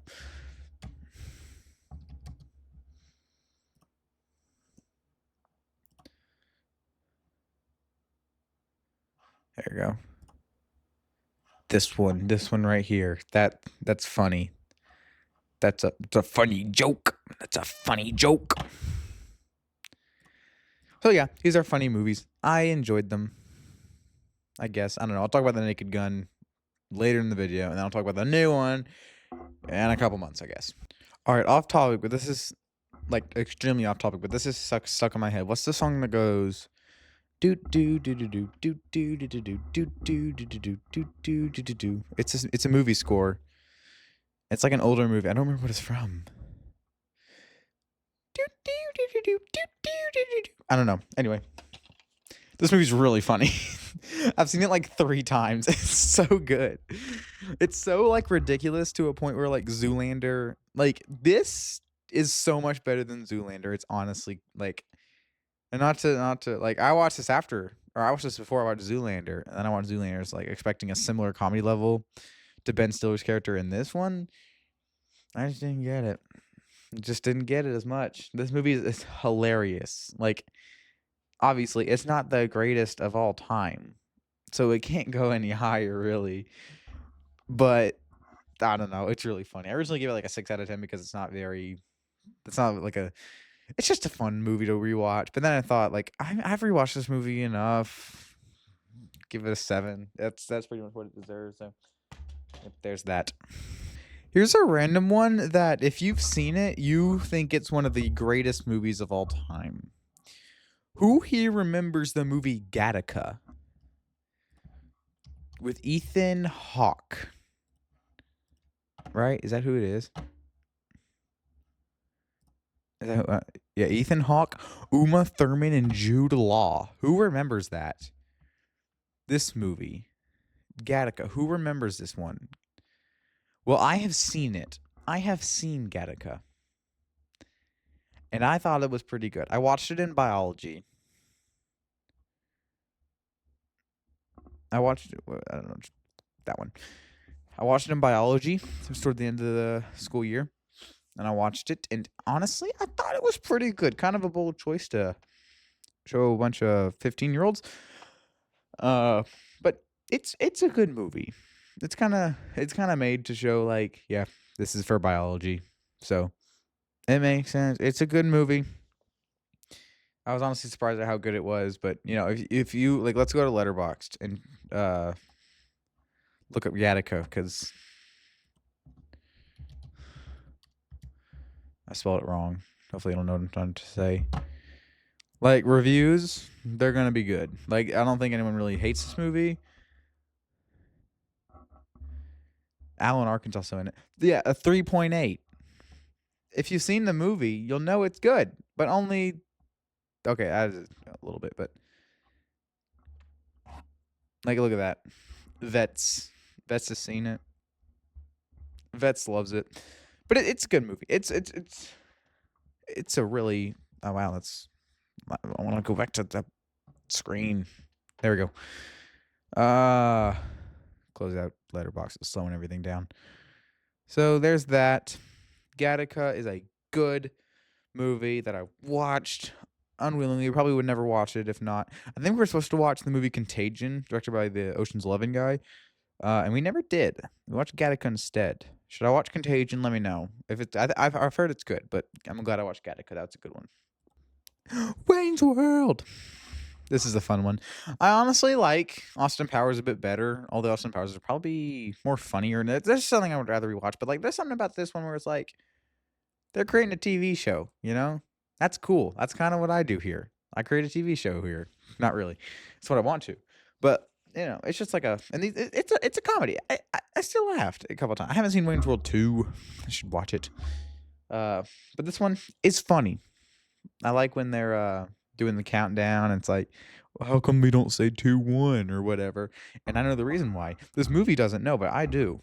And I think I recorded a short about it, but then I realized that's cringy. I shouldn't post it. But if you want to know, the reason that they don't say 5, 4, 3, 2, 1, they just go 5, 4, 3, is because the actors sometimes have a tendency to start talking as soon as you say action. So if you go 5, 4, it's easier to cut it out. Like if you go 5, 4, 3, 2, 1, well, coming back to like that's harder to edit down. So now when they do that, it's more silent and they can go. But that's why. But this movie doesn't know. So stupid. Just anything. Fall stressed me out. Oh my gosh. Uh yeah. It's good. I mean, some people don't think so, which is uh I thought of something, I forgot about it. What was it? I forgot. I was thinking about a movie and I forgot about it. We'll talk about Fall. It's about these two women that want to climb this giant tower thing so one of the girls can get over her dead husband. It's just like, okay. And then they climb it and it's just a bunch of shenanigans on the tower thing and okay. What was the movie? Yeah, okay, I remember. It's not on the list. I just remember what I wrote about it. You know what? It's a stressful movie. It's not for the faint of heart, but you know what? I watched it because why not? Uh, yeah, it's Fall. If you know about it, you know about it. If you don't, I don't know. It turns a little like there's a part in there where it's just like, why? Like why? How did we get here? Why is this in the movie? But it's. I thought it was pretty good. I don't know. The first murder mystery with Adam Sandler and Jennifer Aniston. And it's better. It's a lot better. It's a pretty good movie. It's pretty much just Knives Out's plot, but played more straight. And Adam Sandler and Jennifer Aniston again they have good chemistry. And some of the characters are annoying, but some of them aren't. I kind of like the Maharaja. He's kind of funny. Like it's a bit more annoying in the second one, but here, like every time you open his mouth, I got a big Tom from Parks and Rec vibe from him. I don't know why, and that might be racist to say, but that's what I got from him, and he was funny. Uh, I don't know. It was funny. I don't know. It's a good movie. It's a good Adam Sandler movie. There was something there's something in it that I couldn't remember if I wrote down or not. No, I don't know if I think of it. The director also directed Happy Gilmore 2, which is also a Netflix movie. Yeah. How did they get on the yacht? Someone invited them. Luke Evans invited them. Yeah. Yeah. Well, anyway, there's that. Murder Mystery is a good movie. You should go check it out. Vivo was good. I don't know. Lin-Manuel is not a good actor. I mean, he's fine. Like in Hamilton, he's actually pretty good. But like, I don't know. He plays like that's so egotistical. Like to write a musical. Like he wrote the song for this one and then cast yourself in it as the lead. Like he's done this at least 3 times. So it's just I don't know. The songs are pretty much good, except for the one the girl sings. That was kind of iffy, but they played twice, and it's just like okay. That's the only song I really remember though. I like the first one, like the first song though. That's pretty catchy, and the plot is sweet. I like the ending. It's good. Again, I just watched it because Lin-Manuel Miranda. Whoa. I don't know. It would have been nicer if like he implemented a bunch of like theater like actors. He probably he maybe did, but like I don't know. It feels like I don't know. I feel like a lot of his movies, like Tick Tick Boom, is like that's filled with theater references and like a bunch of Broadway actors. And then it just kind of feels like it'd be pretty cool if we did it with this movie because this is the only one, probably not the only, not the only animated movie, but like he can't really do that with a Disney movie. So maybe like a Netflix film like this, he could have thrown in a couple of actors. That'd be pretty funny. But I'm not Lin-Manuel Miranda. I won't tell him how to write his songs. He won't tell me how to complain about him on YouTube. So there's that. Vivo was good. Okay. Rocky was good. Rocky, it's definitely good. I like Rocky. It's a good movie. But it's not the best of all time, guys. Calm down. Like, sure, it's a classic. I'll give it that. But it is not this amazing, perfect film. No, it's not. There's too much scenes where Rocky is just talking. And I'm not the biggest fan of his voice. Like, his dialogue he was given. Well, he wasn't given. He wrote the movie, right? Yeah, he wrote the movie. He wrote his lines. So why did he write so many, like, and that's just like, I know that's how he's supposed to talk, and it is kind of charming at some points, but like when you say it so many times in a single sentence, it gets annoying. Like the scenes where he's boxing are cool. I love the ending fight. That's what that really solidified this as a good movie that people probably only remember from when they saw it back in 1976. So with that in mind, like, sure, it's good, and I'm glad to have seen it because it's a really good movie.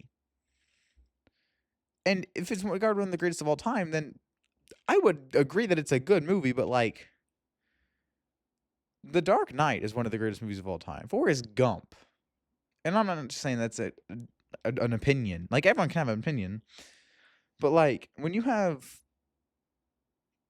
I don't know, that was kind of wrong for me to say, but like, I don't know. I did not see this as one of the greatest of all time. All right, that's all I'm trying to say here. It's a good movie. I don't know. I liked Carl Weathers in this movie. He was funny. It did win Best Picture, which is something. It's a good movie. Back in its time, it's a really good movie. But now it's just like, I don't know. It just kind of feels like we've grown away from Rocky here. So, good movie. I had an enjoyable time with it. But it definitely could have been, like, nowadays, things would have gone differently. I haven't seen Creed, or any of the Creeds, but I haven't even seen the Rocky sequels. I don't know. I've heard Rocky 3 is pretty good. Well, anyway, there's Rocky. It is good. When I went into A Complete Unknown, I didn't know much about Bob Dylan. And I really still don't know much about Bob Dylan. But the movie was good. That's a good movie. But what's good in it, you may be asking?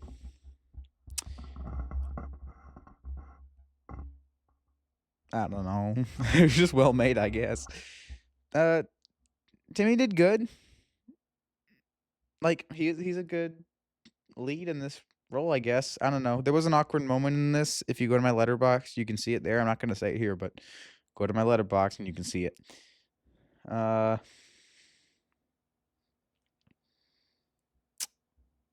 don't know. It just kind of feels like a really good story. Like I don't know much about Bob Dylan, but like, I'm sure this is what happened. I guess I don't know. And it does kind of feel like now we have this Bruce Springsteen movie, which feels like it takes a lot from this one. It's just like, as soon as I saw the trailer for the Springsteen movie, I was like, I feel like I just watched this movie, So, but I mean, there was a movie called Bob Dylan, not Bob Marley, One Love, I think, and then I don't know. They have existed before, but I think A Complete Unknown, like, this was nominated for Best Picture, guys. So I think this one was pretty well received. I mean, I liked it, but not loved it, I guess. I don't know. Mission Impossible. Good movie. That's about it. It set the standard for what a Mission Impossible movie could be like. It sets the standard for, like, wow, Tom Cruise. He's a good actor. He's the action guy. And like, yeah, he is. But then we got movies that I'm probably gonna talk about later today where he does better. I don't know. It's a good movie. It's a lot better than 2, I'll tell you that. But I don't know. I mean, the characters are fine in this one, but I definitely prefer the characters later in the series more. I just kind of feel like all we got was Luther, and that's about it. He's the best character in the series, though. Luther is the best. But Mission Impossible is a good movie. I dig it. Remember last episode in the Man of Steel segment? Do you remember what movie I said I watched instead of this one? I watched Star Trek, baby. And Star Trek is just a good movie. And I'm not being sucked into its fan base thing. I'm not watching every episode of Star Trek.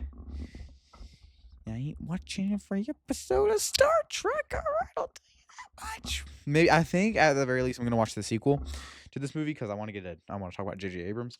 But that's about it for that. Star Trek was a good movie with good characters. It's not too long, honestly. It was a pretty sometimes well-paced movie. There's a couple of issues with that, but you know what? I probably will put out a J.J. Abrams directorial ranking one day. It's pretty short. It'll be a pretty short video, but Star Trek. It's a good one. And I got the 3-disc special edition here. Oh, with them looking all bad, eh? Right there. Look at that. Oh, and the 3-disc. We got the disc 1. Oh my gosh. Oh my gosh. Disc 3 has Xbox on it. Oh my god. Oh, yo. A free game trial. Yo. Now I want to get an Xbox.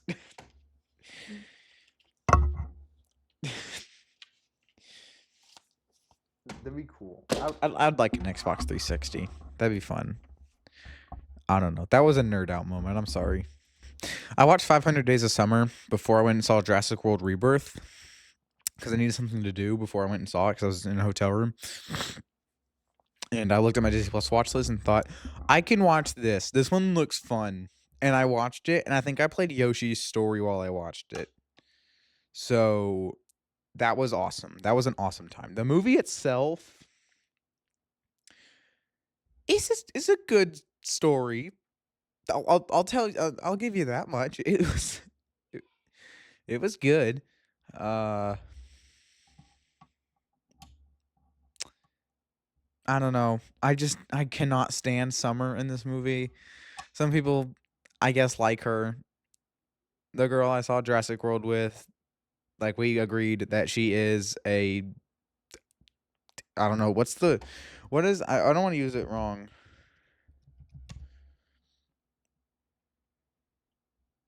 Oh, I guess that's not the word I was looking for. She's just like. I guess I'll say it because this movie's pretty popular. I'm sure you've all seen it. Like, she doesn't want to get into like an actual relationship with Joseph Gordon-Levitt. So, but like as soon as they break up, then she gets like married. And it's just like, what the actual hell? like, like why? I like literally just like why? That's so dumb. I was gonna say she's like a sadistic person, but like that's not what I wanted to say. Like it's so bad. Like the movie was good. It was sweet. And I this is one of the funniest F-bombs in a movie. And I want to play it for you, but look up 500 Days of Summer F-bomb.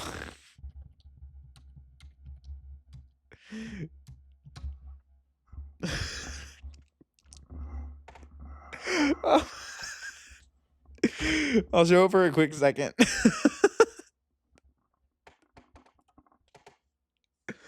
I'm so sorry. Wait, Screen Crush did an article on it. And now I want to see this. All right. If you see something you're not supposed to, just close your eyes, I guess. Oh no. All right.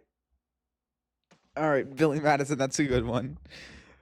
I've never seen Million Dollar Baby, never seen Be Cool. I have seen the Be Cool F-bomb though. And I've seen the Wedding Singer one. I haven't seen the movie, but I've seen the Stupid Love. Catch Me If You Can. Catch Me If You Can is funny. That's a good one. That's a good movie. And then here we go. Oh, that one's good. These two are good. Okay. Okay, that was good. All right. Anyway, I guess we're done talking about 500 Days of Summer. The family-friendly channel guy just went on a tangent about F words. Oh my gosh. Top Gun is so cool, man. Like that's such a good like this one really doesn't feel like it needs a story. Like the second one definitely benefits from having a story. Like you couldn't just really do Top Gun again because this one is just really good at doing just like the plane thing, and it just looks really cool. Like even to the smaller moments, like when they're just playing volleyball, that's just cool. Like everything about this movie is just cool, and it's really well done, and it's just, oh my gosh, like I really like this one. Like it has some problems, like I don't know, some people don't like it, and it's just like I thought it was good. Like I can't really tell you what's wrong with it, but like I don't know, it's just a nostalgic movie. Go watch it. It's really good.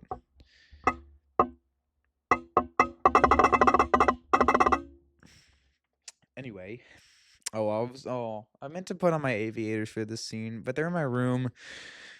Maybe next time I have to talk about Top Gun Maverick. Ooh, spoilers, but I did like Top Gun Maverick. All right. In the Heights was good. It's like the goodest movie I think I've ever seen. Like I don't know. Like there's nothing like bad in it. Like I haven't seen the original stage show, but I know they changed like the grandma character in this a lot. But I don't know. The songs are really good. The acting is good.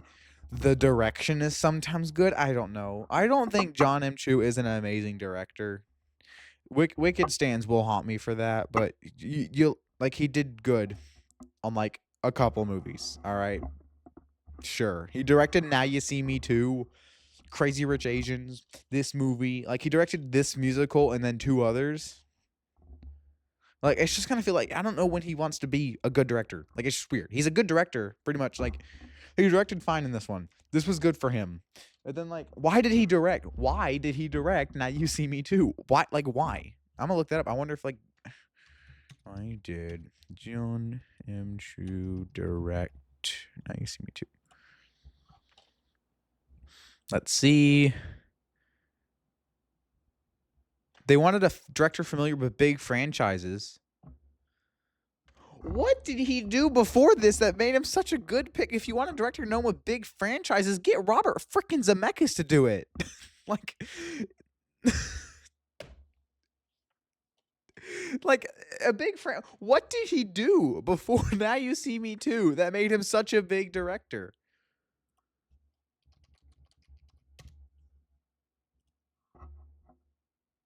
Now You See Me Too came out in 2016.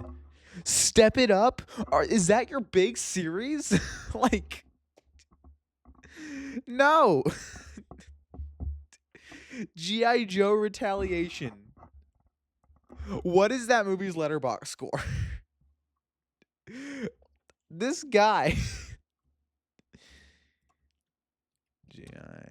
Joe. This is dumb.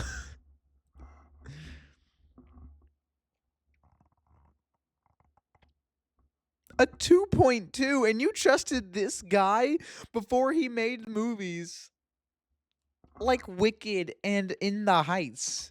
Oh my, stupid. You guys are stupid. That's so dumb.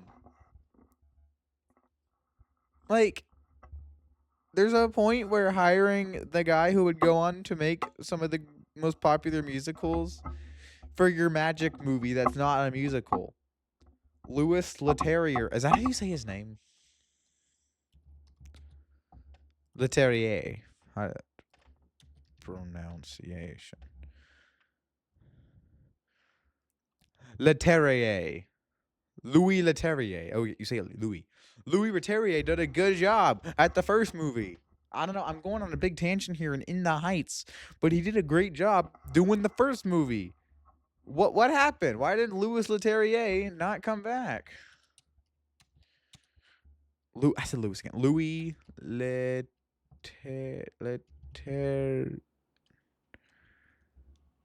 the Terrier not do. Now you see me too. Because I get John M. Chu doing not doing because he did Wicked.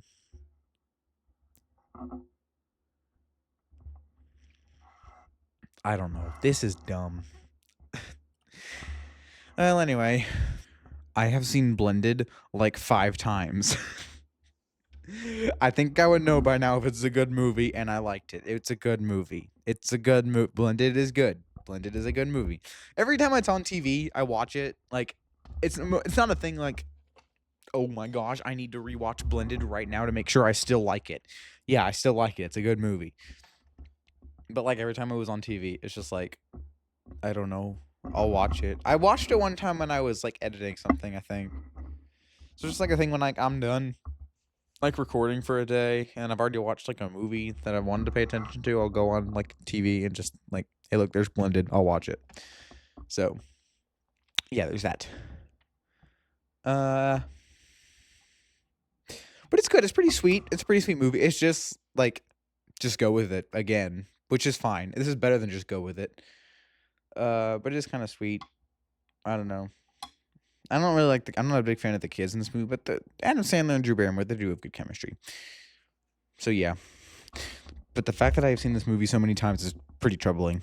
Also, Terry Crews is funny as heck in this movie. Oh my gosh. Okay, this might get me more hate than the Rocky thing. I didn't think Clueless was that great. It's still good. It was still funny, but I don't think it knows quite what it wants to be. Let's think of other rom-coms like 10 Things I Hate About You, which I hate to bring up because I'm going to bring it up in a couple days, but like that knows what it wants to be. Clueless doesn't really know. If you wanted it to be about the new girl overtaking this popular girl, number one, make it a hierarchy. Make it known that she is the most popular. You don't like she's popular, but you don't see it too often. So like if you wanted the story about this girl overtaking you as the popular girl, do it. Like you're not doing a very good job at that cuz I didn't even know. Like the movie like it's a good movie. Like it's still funny, but like I don't know. Like it sometimes happens, but when it's not happening, another plotline happens, and when that's not happening, the girls fall in love with their cousin. I don't know, or their brother. Are they brothers or cousins? I don't know. If you don't know if you don't know the movie, you have no idea what I just said. But the movie was good. Everyone was fine. Wallace Shawn is in this, and I think I like him. I don't know. Moving on. The cover fell off my microphone. Does that sound better? It fell off when I was grabbing the movie. I was actually I like Legally Blonde. That sounds so wrong, me saying that. Like, I don't know. It was good. I have nothing else to say. I thought it was a good movie. I don't even remember watching it. I guess I did. I think I watched it with my mom one day.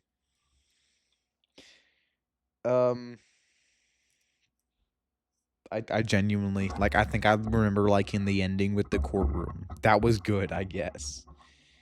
I don't know. I have seen the movie. That's about it. I don't know. It's good. Jennifer Coolidge is funny though. So before this year, I think it was about like 3 years ago, I watched Harry Potter and the Sorcerer's Stone. Maybe it was like 5 years ago. And I thought, you know what? That was okay. Never gonna watch another one again. It's not my thing. And then I went to Universal Studios again, and I've seen every Harry Potter movie. I mean, the good news is I thought they were all good. Like, even Sorcerer's Stone is my least favorite. I haven't seen it in years, but I think, like, even I think it's pretty cool. But now we're going to talk about Chamber of Secrets. I've ranked all these Harry Potter films pretty much close together, kind of. Like, obviously some are different rankings, so they'll go separately. But Chamber of Secrets was my first foray back into it. I watched it the day I came home from my trip. and it is a very long movie. It is very, very long.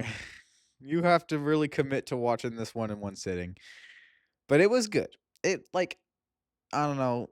It felt like if you know the main thing of what happened in Sorcerer's Stone, you're fine. And I remember vaguely, I guess. That one's also pretty long. This one is good. It's like a 7 out of 10 still. But you know what? Dobby's epic. I'm sad he's not here anymore. We're not done with Harry Potter talk. We're gonna talk about the Half-Blood Prince. I did not like this one as much as I thought I would. I mean, it is good. Like, I'm gonna remind myself what happened in this one because this and the fifth one I don't really remember. Yeah, this is the one right before the Deathly Hollows, which are definitely way more known, I guess. And so like, it just kind of feels like we're setting up the Deathly Hollows. Uh, but yeah, I guess it's more like yeah, it just feels like it's setting up Deathly Hollows. That's all it is. And I guess there's love in the air with Ron. I don't know. It just kind of feels like we just had some of the greatest movies in this series, and it just kind of feels like, okay, we couldn't fit this in with, like, I guess this is what happened in the book. Must be a pretty lame book. I haven't read the books. I've only read the first 2 books, and I didn't read after that because I don't read. So I'm going to drink this potion, and we're going to take a break from Harry Potter. I actually really enjoyed Trap by M. Night Shyamalan. It's good. It's real. It's a fun movie. It's good. I like it's just like the things I don't like about it is when they leave the concert, like that's just like you're taking it too far. Like until the ending, like you had a good setup. You made me feel like stressed out, like legit stressed out when we're in the concert.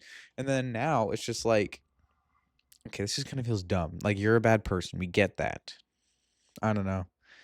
There's a movie that came out in 2025 that I recently watched that felt like this movie, but it was a bit shorter and like more condensed in one area that it made it feel like it was not as good as Trap. It was a bit worse than Trap, but I think like it stayed in one setting pretty much for the whole thing. And when it did, it was like 5 minutes left in the movie. So and when they left, it made sense.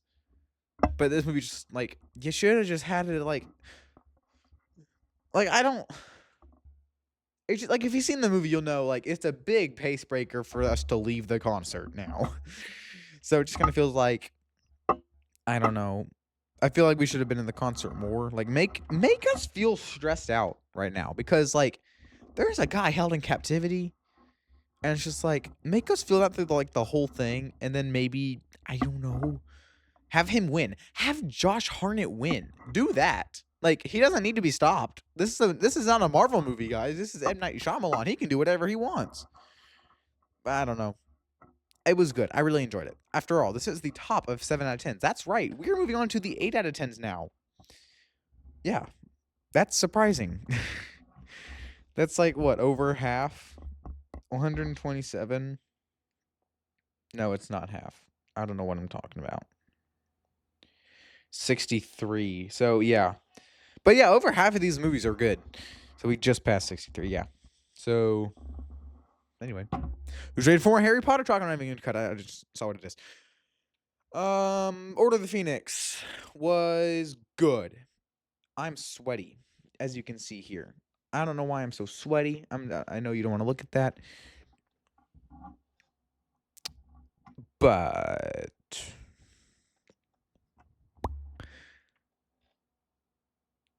Order of the Phoenix. Yeah. It is good. It's a bit shorter than like Half-Blood Prince is, so like there's a new teacher here who doesn't like what Dumbledore's doing. So Harry starts a revolution with a bunch of kids so they get ratted out. And it's really good. It's a good movie.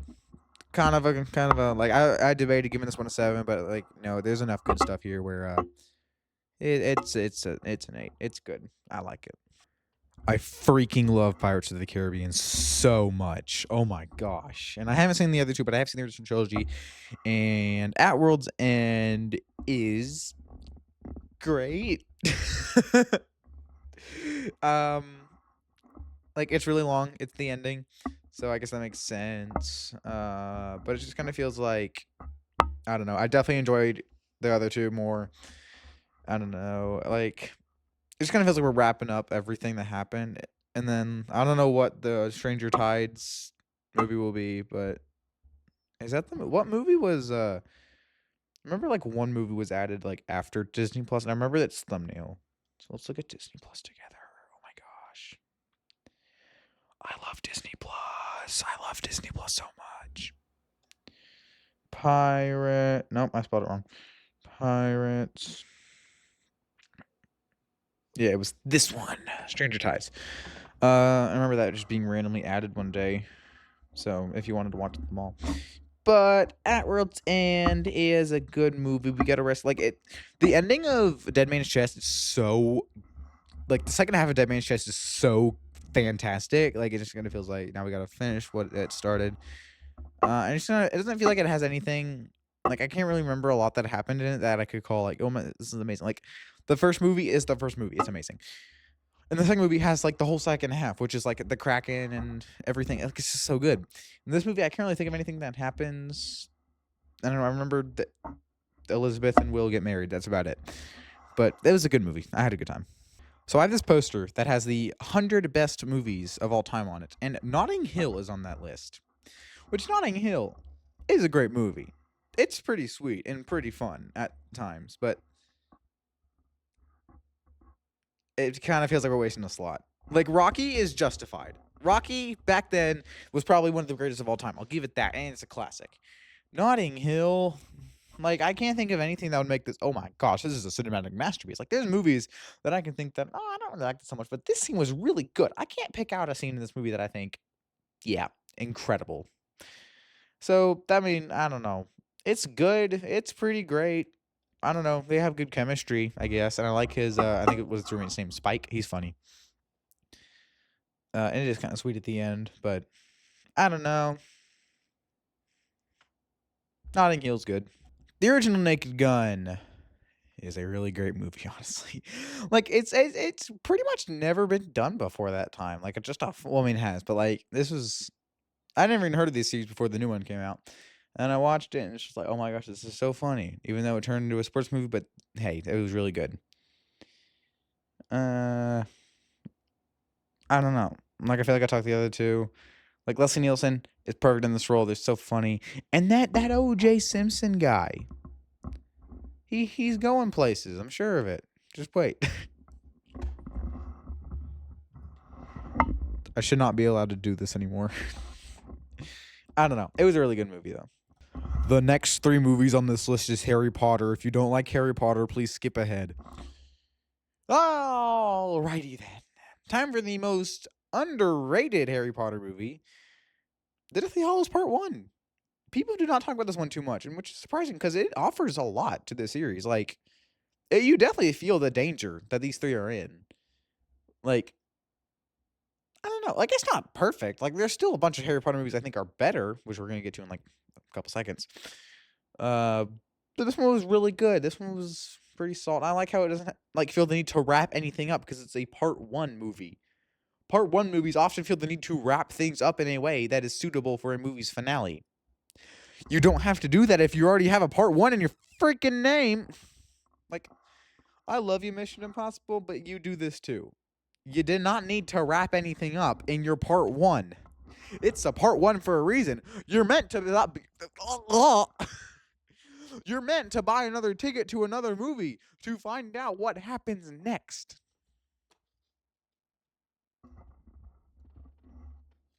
Anyway, next up. I love the Goblet of Fire. Hang on. I love the Goblet of Fire. I love it so much I bought it on the GameCube. It just feels like the most fun Harry Potter movie. Like the games are honestly really fun. Like it's just fun to watch. And yeah, let's take a look inside the Harry Potter, the Goblet of Fire. We get a nice manual. Oh, I bought a complete copy. I didn't know that. And it's disc. Ooh and ah. Let's look up prices. Because I saw it at a game store, or it was a used media store. Where Harry Potter. Sorcerer's Stone. Where that game was like, oh my gosh, it's so expensive. Yeah, what's going on here? What? Why? Like, why are they like? Why is this so much? Like, I bought this game for like $10. Why is it 50 here? Like, why is it 100 in some places? Like, Chamber of Secrets is $10. Like, why is Harry Potter so expensive? This is 30 together for these two things, and this is the one I own right here. Hang on.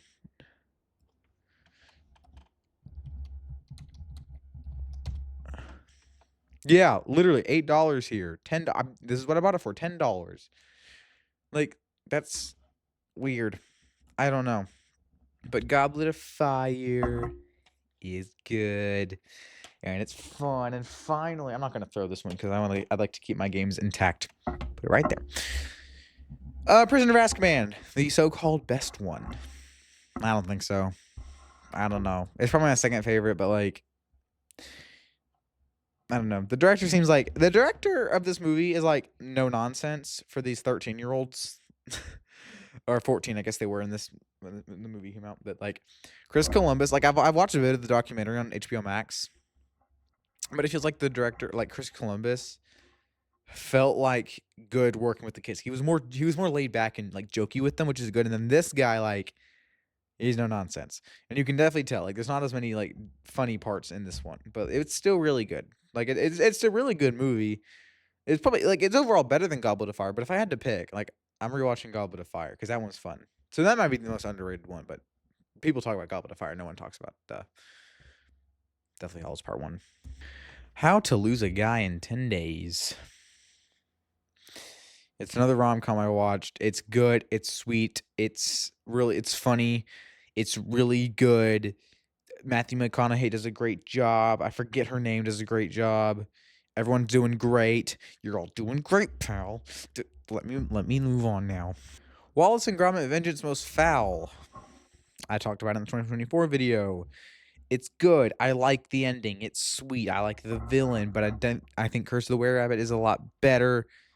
Thank you. Bye. All right, we're gonna talk about another Jim Carrey movie. All right, pay attention. The Majestic is one of the weirdest movies I've ever seen, and it's not like there's anything weird in it. It's just the director of The Shawshank Redemption and The Green Mile is bringing you a Jim Carrey PG rated movie where nothing happens, and it's 2.5 hours long. I only watched it because it's Jim Carrey, and it's about a movie theater, but it's not about a movie theater in modern times. It's about the 50s or something, whatever it takes place in, and I don't really care. I watched it while playing Mario 3D World, and I was stuck on a level, and it took me 2 hours out of the 2-hour, 30-minute movie to complete the level. It was in the Flower Kingdom. Now, I could complete the level just fine. I was trying to get a star, the green star in it, so that's why. Anyway, the movie was, I guess, pretty great, I thought. I don't know. It was kind of sweet at some points. It's Jim Carrey. That automatically makes it amazing. I don't really know. Except for when he's not amazing. I don't know. I only watched it because it's Jim Carrey and it's directed by the guy who did Shawshank. Oh my gosh, are we almost done? Mission Impossible Rogue Nation. I didn't like this one as much as I thought I would. It's still really great, but like kind of feels like you've wasted your biggest stunt in the beginning, and that's what it feels like. There is still some cool stunts here. I like what is her name? What's the girl's name? Oh my gosh. Stop. Letterboxd. Stop it. Oh my gosh, stop.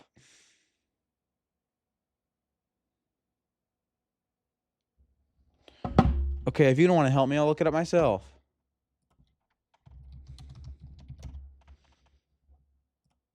Rebecca Ferguson. I don't know why I can remember that. Letterboxd is being a B word right now. But yeah, can I still access like the now you're okay. You're stupid.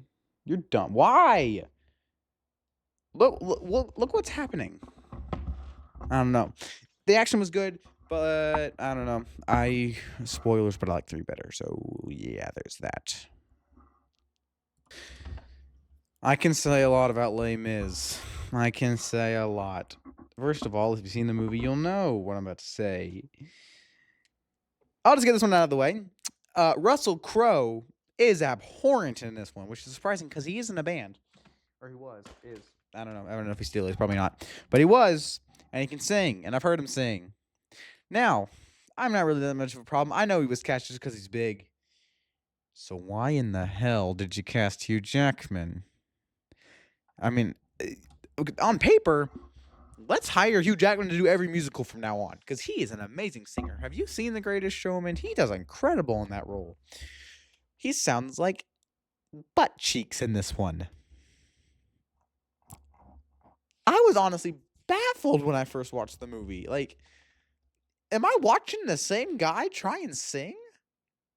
Because it doesn't feel like I am. The guy with the musical background can't sing.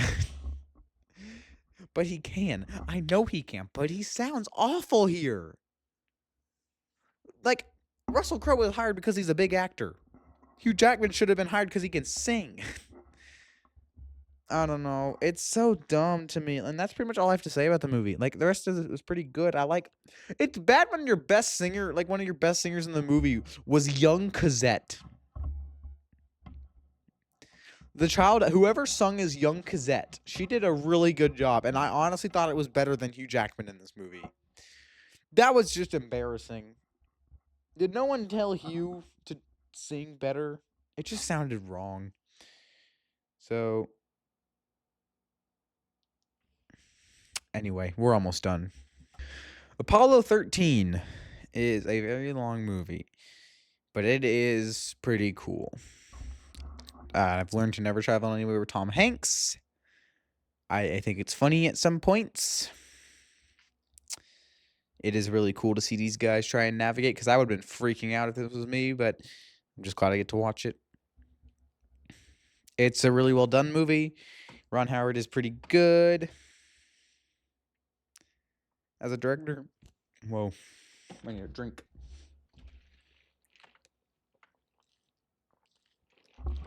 The ending reminded me of Castaway and Captain Phillips before those movies even came out. Yeah.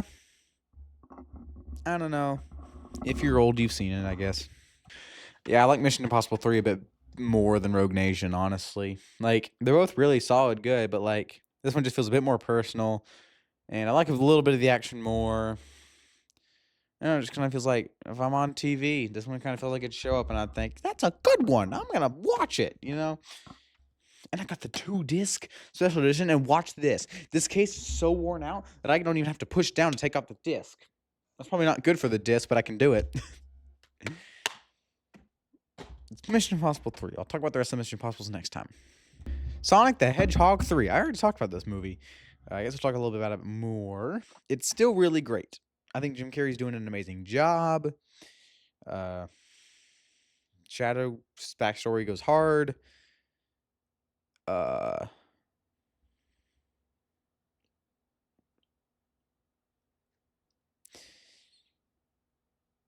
don't know. It's Sonic the Hedgehog 3. At this point, I think everyone said what needs to be said about it.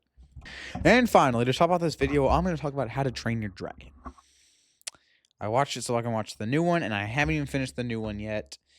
The movie was pretty great. I like the main character.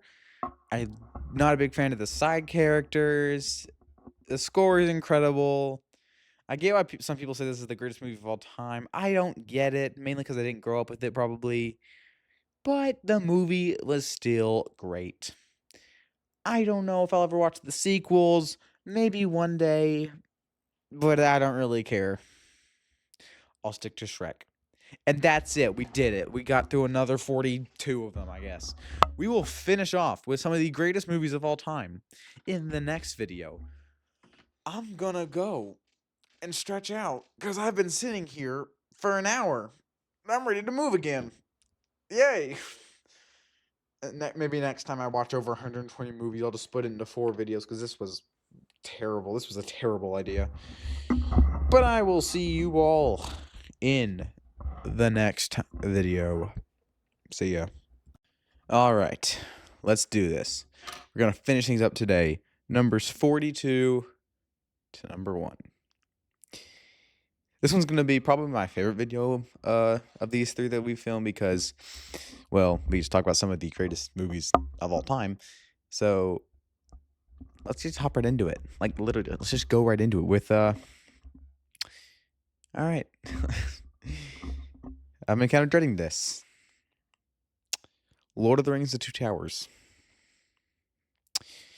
So I think the Lord of the Rings movies are excellent. Oh, by the way, we're starting at 8 out of 10s. I think they're excellent. I think they're really good movies. They're really well done. The actors are incredible. The score is amazing. The action is great. Everything about them is really good. But I am never, ever watching these again. They are too long. And the pacing is okay. I've seen worse pacing in a 3-hour movie. But, like, if you were giving me a choice between this and Harry Potter. Oh, hang on. Anyway, I would much rather rewatch Harry Potter, like all 8 Harry Potters, because I just like those more. Like, I personally like Harry Potter more, which is kind of insane, because that was a series I've thought about. I don't like this series. I'm never going to finish it. It's not for me. But it was for me at the end of the day, and that's nice. The Two Towers is another great movie. Like, the movie itself is really good, but it's definitely the weakest one. This is no one's favorite, okay? Like, if it's your favorite, no, it's not. But I don't know. It's the middle chapter. Like, I know people have compared like Across the Spider-Verse to the Two Towers, but that's different, okay? Across the Spider-Verse is pretty much just its own separate thing from Into the Spider. Like sure, it is a sequel, but like this is a direct sequel. Like you're supposed to watch all 3 of these like back to back to back. You don't have to with the Spider-Verse movies, or at least the first 2, because I'm sure Beyond is going to take place right after Across, because that makes sense, right? So, yeah, and the last thing I want to mention before we get to the other 2 Lord of the Rings movies, just are placed considerably higher than a bunch of movies I'd rather rewatch. These placements do not reflect on how I feel personally about them. There's a movie, that's Lord of the Rings, that is placed really high on this list, but only because of the qualities I mentioned earlier, like the action and how it's made and the score is really good. These do not represent on how I feel about the movies. Because the way if you want me to rank them how I feel, they wouldn't go very high. But I'm being as generous as I can here. So, gosh darn it, I forgot my one rule for this series. I own it. Meet the Parents is so good. Like, I was honestly surprised. I honestly thought going in, like, yeah, I'm gonna have a good time with this. It's not gonna be anything too spectacular, but it's gonna be a good time. Like, it's not gonna invoke anything that's like I'm gonna think about this for generations, and I'm still not going to. But it was honestly way better than I expected it to be. Like, I think what this movie does right is Ben Stiller and Robert De Niro's relationship. When like by the end of the movie, it should be more like it should work better than it does in Meet the Fockers, but it doesn't really work that well. So this movie kind of like it sets it up well. Like it works. It works really well. Like everything in this movie just kind of works. Like maybe a couple complaints. I think it's maybe a little too long, I guess. I keep closing Letterboxd. I need to stop doing that. I'm trying to look at information. Sorry. Yeah, it's like a bit too long. Like it's 108 minutes, which isn't terribly long. I really like the Letterboxd tagline. Actually, go check it out. Like there's so many memorable quotes in here. Like it's just like everyone is doing a great job here, and like Owen Wilson is in this. I was honestly surprised that there is more like gore in this movie than some other like actual R-rated things. Like it's honestly kind of like just not even R-rated, just like PG-13. Like war movies have less gore that I've seen than this movie. Hashtag volleyball scene. If you know, you know. But yeah, I mean, like everyone's doing a great job. I like seeing Robert De Niro in more, roles like this. Like this is good. Like Shark Tale is taking things a bit too far, but he doesn't need to be in every Martin Scorsese film. All right, like he can have time to do stuff like this, which is great. Is he gonna be in the new one? I know they're making a new one. I haven't seen Little Fockers yet. I need to. Yeah, he's gonna be in the new one. So look, he's still doing this kind of stuff, which is great. That is nice. So yeah, Meet the Parents is a really good movie. You should go check it out. If you have nothing better to do, go check it out. It's a really good one. Like it's just like you don't even have to think about it too much. Just like plop it on in the background. Play I don't know, play Fire Emblem. What the GameCube one? It's out on GameCube now, I guess. I don't know. Let's keep going. Yeah, I really did like Ocean's 11. I don't know why it took me so long to watch it. I just never got around to it. Till finally one day I was like, frick it. This was the same day I went and saw The Grinch in theaters. When it came back to theaters, me and my friend went and saw it. And I had to do something beforehand because our showing was at like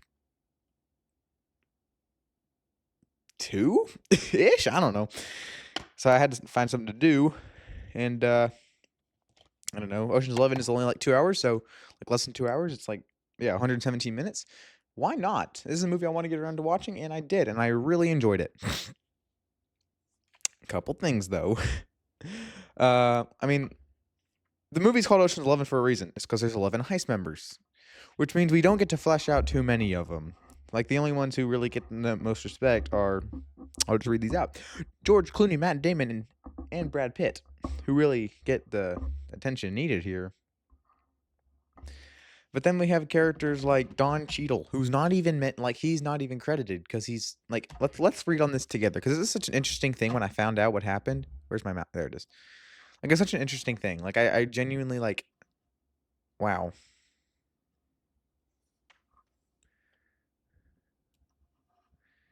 Why is my background just white?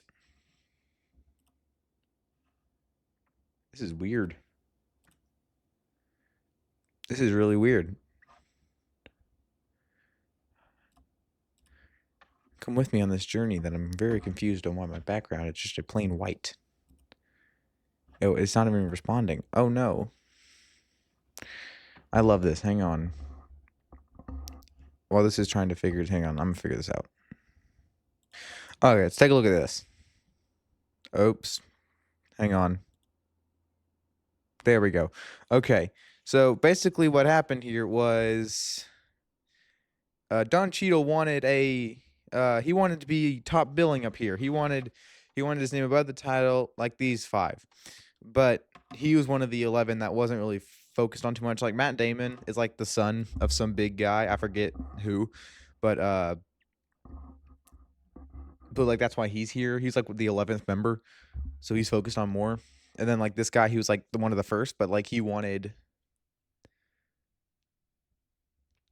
but like he played a main character, like he's one of the 11, but he wanted to be up there with, you know, the big guys. So he thought he deserved more, but then he just decided, I'm not gonna be credited here.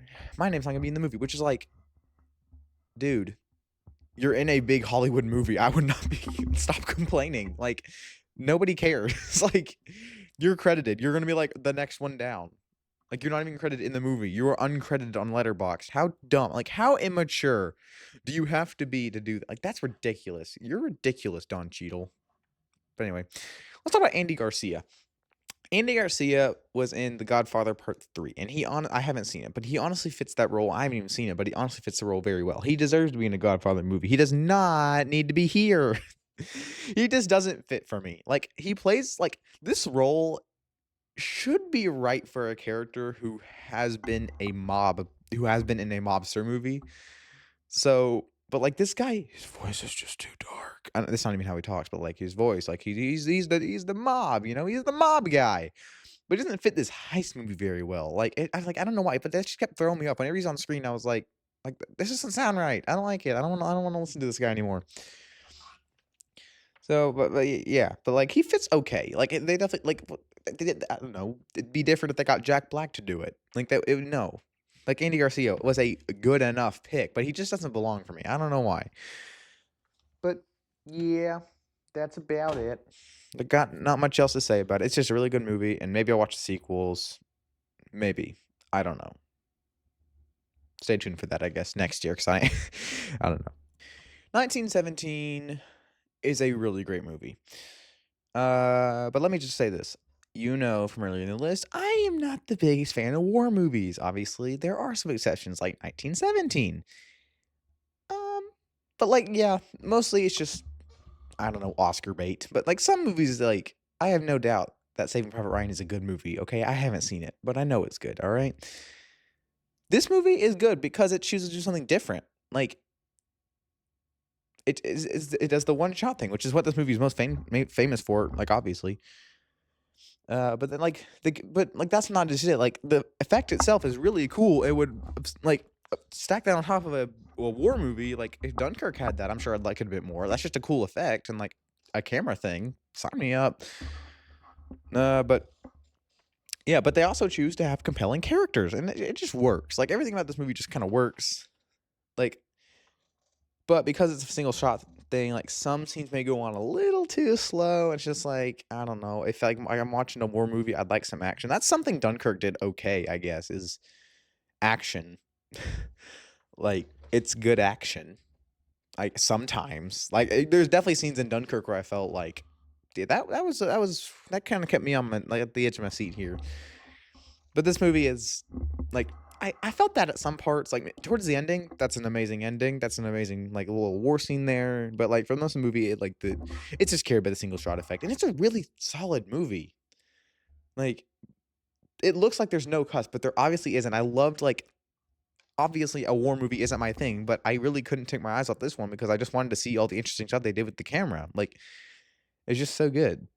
Like honestly, like if you don't like war movies, like check this one out. Like you might like this one of just a little bit more. It's honestly not too graphic either, but it's a good one. I had a good time with it. It's only 2 hours long too, which is good. So when I was talking about like the long scenes, like you'll get over it. There's better scenes in the movie. So yeah, there's that. So you know how when I was talking about Notting Hill, I said like, yeah, this movie is good, but no, it's not one of the best of all time. Especially like on that poster where I said like it's missing some of the best movies that I've ever seen, and like in regard to some of the best ever. And then you got Notting Hill, which is a good movie, but it's definitely not like, whoa, everyone drop everything and don't include the I don't know highest rated movie ever. Let's put Notting Hill on it. This kind of applies to Groundhog Day, but like not really. Like Groundhog Day is still really really good. Like it's just a really interesting concept, and like like it's also funny, but it's also really heartfelt. And it's just like it's just so good. It's really good. I mean, it is kind of stupid at some points, but like I don't know. It's just like it feels really interesting. I also have a little copy. It's a little guy. I got a 3-pack. You'll see another one of these later that came in the pack. It's like a Bill Murray like 3-pack DVDs. I'll show it off this summer when I talk about my movie collection. But yeah, I like how small it is. But yeah, like if you've seen Groundhog Day, you'll know it's about the time loop thing. And I haven't played Majora's Mask or seen Edge of Tomorrow, but I'd like to do both. I mean, I can do Majora's Mask like right now, and I can watch what's Edge of Tomorrow streaming on? Is it Paramount Plus? I'm gonna take a guess right now. Paramount Plus.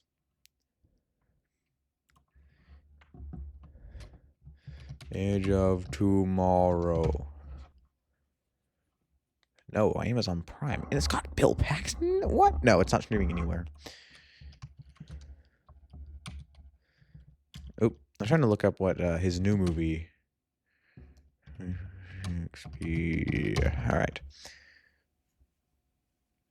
Okay. What is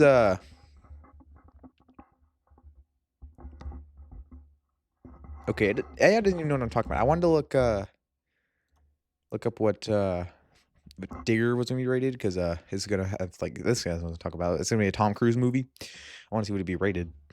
And then it's just like I don't know what you're talking about, but likely an RPG 13 or PG rated on the genre. Yeah, no crap, buddy.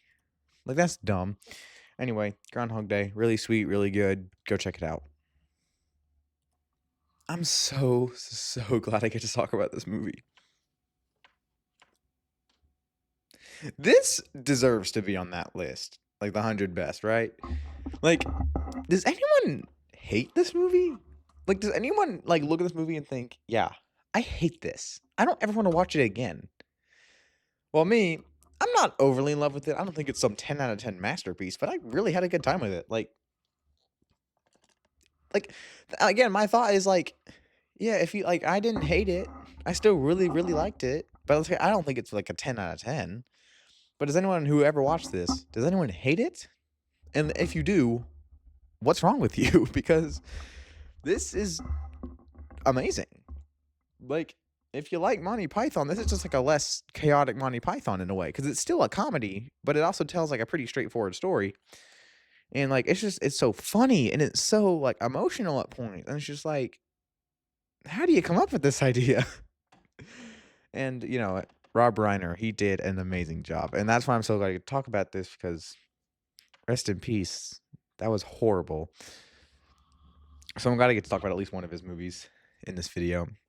Hopefully I get to talk about more next year. I need to watch more of his movies now, but this was just really good. So yeah, it's really good. If you haven't seen it for some reason, watch it. Like, watch it now.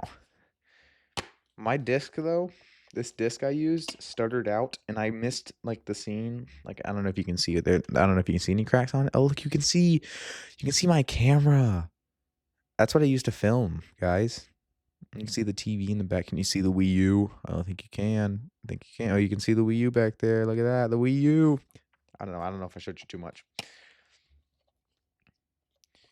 But yes, The Princess Bride is really good. Where did All right. Let's keep going. War of the Worlds is awful. For number one, the effects are terrible, and Ice Cube does a terrible job at. Oh, yeah, of course. War of the Worlds 20. Dang it. War of the Worlds 2005 is incredible. Like, it's honestly a really good movie, and of course, I only watched it because Ice Cube. Like, this movie is really good, and it really sells like the fear of in the moment. Okay, I had some thoughts I wrote down in my review. Like, I don't know why, I just had a ton to say about War of the Worlds 2005. And I'm going to read you each and every one of them, and you're going to listen, and you're going to like it. All right? Let's see here. All right. Dakota Fanning. Just, I don't like her very much. I think she's annoying, and she's always screaming. Like, not even just in this, but, like, she's been in, like, Twilight. She was in Cat in the Hat. There's a couple movies later in the list with her in it for some reason I've watched, and she's not terrible in those, but those, like I would rather have the kids in Jurassic Park. Like, I'd rather listen to them, because at least they're in a better movie, but because at least with the kids in Jurassic Park, I'm watching Jurassic Park. I don't know. But I'd rather have, I just prefer them. Tony Bennett's If I Ruled the World, the song, played with the actress Lisa Ann Walter in the same scene. If you know, you know. I'm not even going to reveal it, just if you know, you know. This movie is a very heavy PG-13. Like even I was a little kind of it was very intense. Like, even I was a little bit like, wow, they can show that. Like, yeah. Oh, why would someone divorce Tom Cruise? And I cannot stress enough how much I really don't like Dakota Fanning in this. But this was a really great movie, and I'm so glad it'll never get a remake that just has countless Microsoft, Apple, and Google and Amazon product placement. Oh, frick. It did take me a little while to get around to the Batman. But yeah, mainly just because, I don't really know how you can make a premise. Like, I've heard going into the Batman that it's good, but really not worth a 3-hour runtime, especially because it's definitely a more serious Batman. Like, even The Dark Knight, which is one of the best movies ever, like probably the best movie I've ever seen.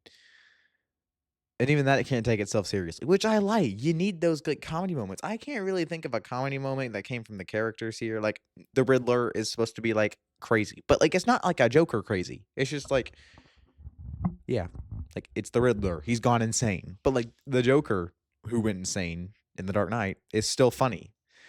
And, you don't need funny for a Batman movie, but we've experienced a funny Batman our entire lives. Because you think about it, in 1966... Are you gonna watch that and not even crack a smile? The movie's not good, but it's timeless. You watch it and you think yeah, it's Batman. that was a corny joke. That was funny though. Then you get to the '90s Batmans, it's like, yeah, especially like Forever, like those are comedies, okay? Like those aren't serious Batman. Maybe Returns is, but we can argue. And then we get to the Nolan trilogy, which is the most serious iteration of Batman. But even then, like as I said, like there are silly moments in those. Like I even think. Well, here's the debate: is The Dark Knight Rises more serious than The Dark Knight? Because there's definitely some moments in like Batman Begins, like the scene with all the girls, and then you got like the Joker in the Dark Knight. But I can't really think of a funny moment in The Dark Knight Rises, so that might be more serious actually. But even then, those are some moments. I really can't think of a part that made me like, oh, that was pretty funny. Like, that was a good joke. But like, you don't like this is the first wholly serious Batman. Like, no jokes, pretty much. Which I mean, it's really not like a Nolan trilogy probably takes the cake for the first wholly serious Batman. So yeah, but this movie is really good. Like, it is a good movie, and it's still Batman. Which Batman? I need to have a debate about this. What superhero do I like more, Batman or Spider Man? Like, this is such a debate because, like, movie wise, Spider Man. Like, he just has better movies. He has more enjoyable movies. But like, Batman also has, the Batman, the Dark Knight, the Lego Batman, and he's got a bunch of those '90 ones, which I really like to watch, and then 1966, of course. So I guess Spider Man's probably still my favorite superhero, but Batman is a really close second, and then probably like Wolverine. I don't know, but like the Batman is a really well done movie.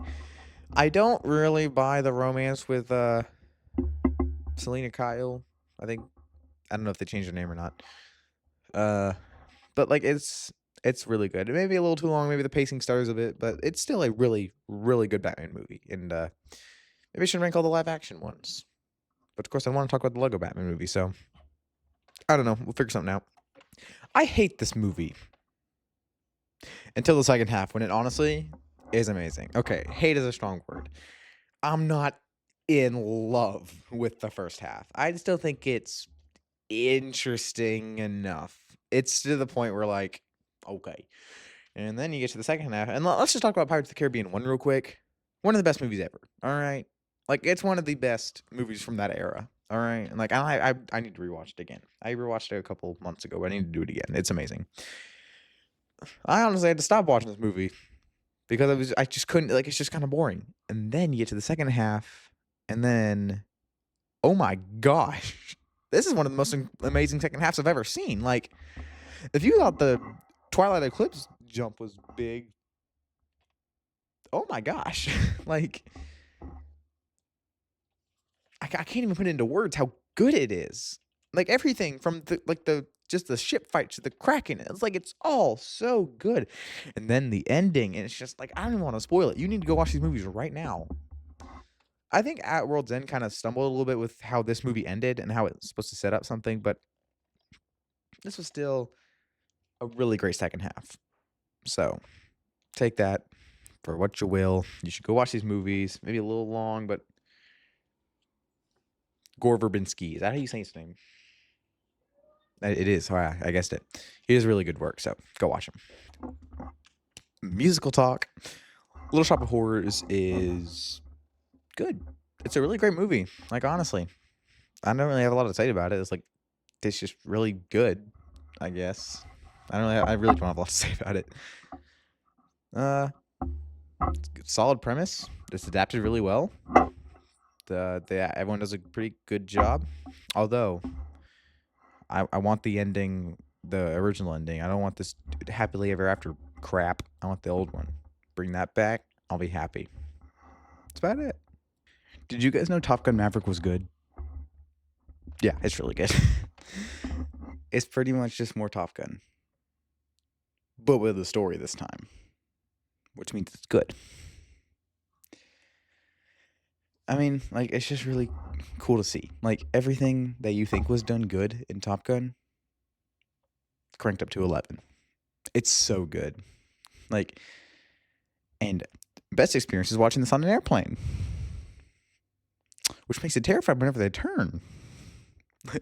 I started as we were taking off. And in the beginning, like Tom Cruise is doing the crap in the beginning. And so, like, when the airplane was turning, you're, like, kinda, like, tilting. I was like, "Oh my god, stop."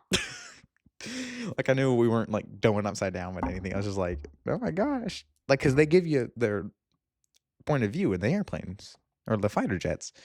And so, I don't know. It's just really good. Like, even the volleyball scene in the original, good scene, no doubt. Even better here. The Great Balls of Fire scene, good scene, no doubt. One of the best scenes ever here. Like, it's just really good. I mean, I feel like you all know. It's one of the highest grossing movies of all time. I feel like you've all seen it. Okay. Shouldn't one of the best movies of all time, like regard-wise, be a bit better for me? And you wouldn't believe why, but it's Adam Sandler's fault. Well, you might be wondering what I'm talking about. I didn't. Yeah, I should like this more. I should really like The Sixth Sense more, but I'm sorry. I would have liked it more if 50 First Dates didn't freaking ruin one of the greatest plot reveals of all time. 5 years after the freaking movie came out. Like,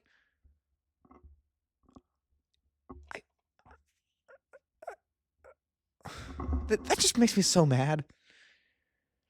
Like, one of the greatest plot reveals of all time. Adam Sandler just gets to reveal it. I guess Drew Barrymore did. But, like, but it's still a fantastic movie. And even with that knowing the reveal, it's kind of like a fun rewatch in a way. Because I know, like, I'm not going to reveal it for you. I'm not going to be an a-hole like Drew Barrymore did. Like, that makes me so mad for some reason. I don't know why. But it's kind of like a fun rewatch because you know the twist. And, like, watching it is fun. Even, like I would recommend not knowing the twist going in, but, like, this was a fun watch because you don't know how the movie's gonna play out, but you know, like, "Oh, that can't that I know what they're doing there because I know the twist."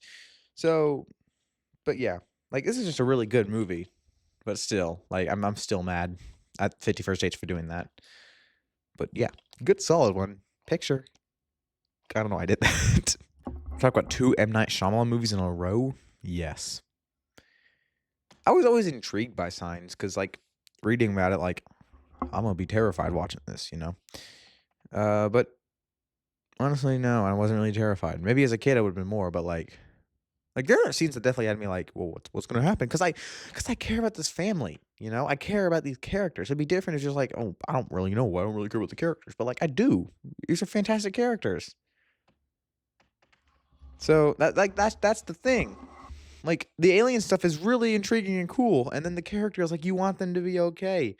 I'm not in love with the son here. I don't really like his character. He's kind of annoying. He's kind of a know-it-all. Don't really like him. But, like, everyone else is so good here. Like, even when you get to see, like, there's, like, a couple scenes with the aliens. Like, okay, I don't really like the alien at the end. I don't like how they showed him.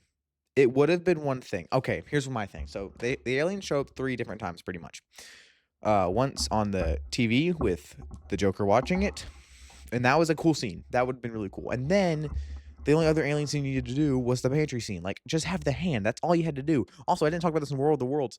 Why'd you have to show us the aliens, guys? Like, you had a fantastic movie, Steven. And you do that. But I guess I should talk about the World of the Worlds segment. I didn't. I'm stupid. Sorry, what was I talking about? Signs. And then at the very end, they showed the alien again, and it's just like, why did you do that? Now, here's what I think would be really cool, and they would never do this because then they'd have to do a whole bunch of stuff, and people would be mad. When they put, I'm gonna spoil it just a little bit. When they put the TV down, the alien shows up, and if they ended the movie right there, that would have been good. That would have been honestly a fantastic ending because, like, just like that hard, like, thud of a score would go so long with that. Like, it's a thriller, guy. It's a horror movie. No one cares if they's wrapped up, but I guess since they with the character route, like, sure. So, like that, I don't know. If they just ended it there, or if they just didn't show the alien after the TV, like if they just had the alien there, maybe the alien like disappeared. I don't know. But then you showed the alien, it's just like, I liked it better because you set up the whole movie not showing the aliens, and now you just do that. It's just like the whole point of this movie is that you're scared of what you don't see, and then like they show you what you can't, like, and then they show you what they've been hyping up the whole time, and it's just like, well, that's not good then. Because I wanted that movie to end the way the movie was playing out, where they didn't show the aliens, and that would have been perfect, but they didn't do that. But the movie is still really good, and I love the characters. And before the ending, like I still thought the ending was pretty good, but like if they just didn't show the alien after the TV, like that would have been fine. But they just completely did. So yeah, there's that. You know what's sad? Spaceballs is better than some actual Star Wars movies, and like a lot better. Like I don't think it holds a candle to the original trilogy. I just say candle over a match. I really don't know. I just talk out of my. Does anyone realize I just talk in my butt sometimes and you guys just listen? That's weird. But this movie is so funny and so creative, but also not at the same time, which makes it all the more funny. Like, how do you even come up with this stuff? Like, I can't even. Like, you need to go watch this movie because, like, if you don't like Star Wars, you'll love this movie. If you like Star Wars, you'll love this movie. Because if you don't like it, well, it's making fun of your least favorite movie franchise.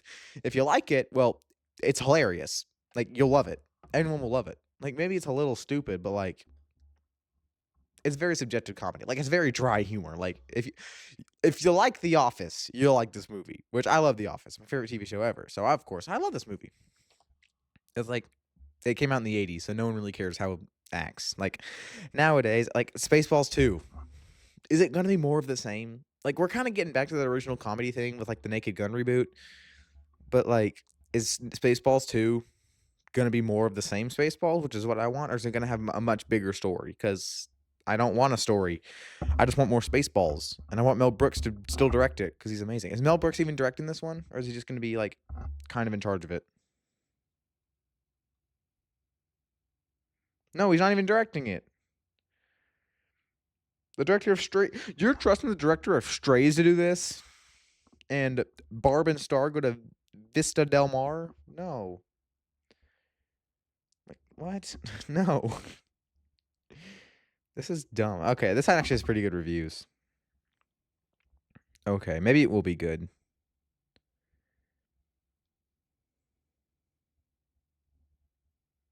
Okay, maybe it will be good, actually. I don't know. As long as he's still, like, involved with it. Like, I get it. All right, I really do get it. Okay, he's producing it. That's fine. He's also, like, original writer, but, like, yeah, he's producing it. That's fine. So, I guess that's okay. Like, he's good. He's fine. So, but, like, I get he's old, but, like, I'd really just love, like, one final, like, this is kind of dark to say, but I'd really like one final directorial movie from Mel Brooks to be the sequel to one of his most, like, funny films out there. I haven't seen a lot of Mel Brooks movies, but, like, that'd be really cool if that was his final movie at 100 years old. Be really something. That'd be something special, but I don't know. The movie comes out in 2027. We'll see. I don't know. I'm excited for Spaceballs 2. I'll be there seeing it, but right now, Spaceballs 1, fantastic. Ferris Bueller's Day Off is one of the most enjoyable movies I have watched in quite some time. Like, you don't need an excuse to rewatch Ferris Bueller. You just do it. Like, that's just it. Like, maybe it's a bit too heavy, I guess, in some points. Like, it's like, do we need to be doing this? Like, why is the principal doing all of this? Like, that's too much. I don't really like what he's doing there. Like, that's just weird. So a lot of that stuff is weird, but like Ferris and his friends are cool. I like them. I like Cameron. Sloane's fine. I like when he's doing the shaking up baby, like on the parade. Oh my gosh, parade float. Someone clip that and then send it to someone I know, please. Oh my gosh, that was bad. Anyway, Ferris Bueller's Day Off is amazing. Everything's just amazing about it. It's so much fun. The Terminal is good. The Terminal is good. Like, honestly, I'm honestly shocked on how good it was. Like, it's so sweet and such an interesting concept for a movie. Like, this guy who wants to go to America can't leave the airport because of a loophole, but he can't return home because of war conflict. So he's stuck, and that's so good. It's such a good premise, and they execute it almost perfectly. I think for this kind of story, it's a bit too long. There's some scenes that's like, oh, we don't really need to be doing that. But for Catherine Zeta-Jones to be getting like the second billing here, like she only appears for like the ending. Like she's not in it too much. Like movie's definitely Tom Hanks. Like it's a really like I don't even know what else to say. Like Steven Spielberg doesn't like people hate this movie for some reason. People like this is not what Steven Spielberg is supposed to do, but like it's honestly really good. Like Tom Hanks is doing an incredible voice. Like he's an incredible actor. This is an incredible movie of his. It like geez, man. Like John Williams has a score and I like the score in here. Like it's so good. Like and like I don't know, this is my like this is the top of 8 out of 10s here. So I really do like it.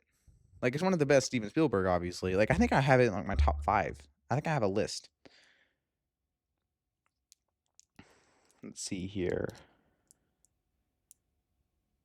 Yeah, it's in my top 5 Steven Spielberg. So that's kind of cool. But that right there is the ending of the 8 out of 10s, which means number 26 to number 1 are all 9 out of 10s and above, which means these are some masterclass in filmmaking. So let's get to them. Mission Impossible: The Dead Reckoning is really, really good.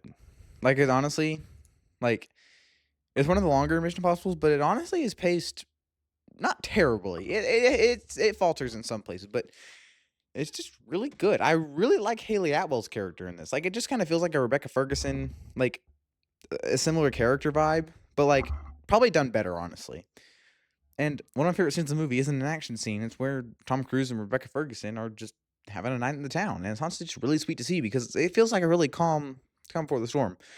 It honestly adds like some of that Dark Knight thing where you never feel safe watching The Dark Knight, but you never really feel like this isn't like that calm scene. It's just like, okay, what's going to happen? Because we can't be having calm time for too long because the movie is honestly a really good movie and it sets up the Final Reckoning really well. Like, I honestly like how the movie ends. Like, if the world were to blow up or if movies just died, The Dead Reckoning is honestly like, obviously there's more places to go because he did set up this part 1 of 2, but like I like how it just doesn't end with like a to be continued with like Ethan Hunt like hanging off the side of a cliff where he can't get back up. Like it ends in a spot where like, okay, I can wait another 2 years for a movie. Like Across the Spider-Verse is not that. Like we expected the movie to come out in less than a year. We expected the third one to come out in less than a year, and we're still like it's almost been 3 years and we still haven't gotten it, which is insane, which makes me really mad.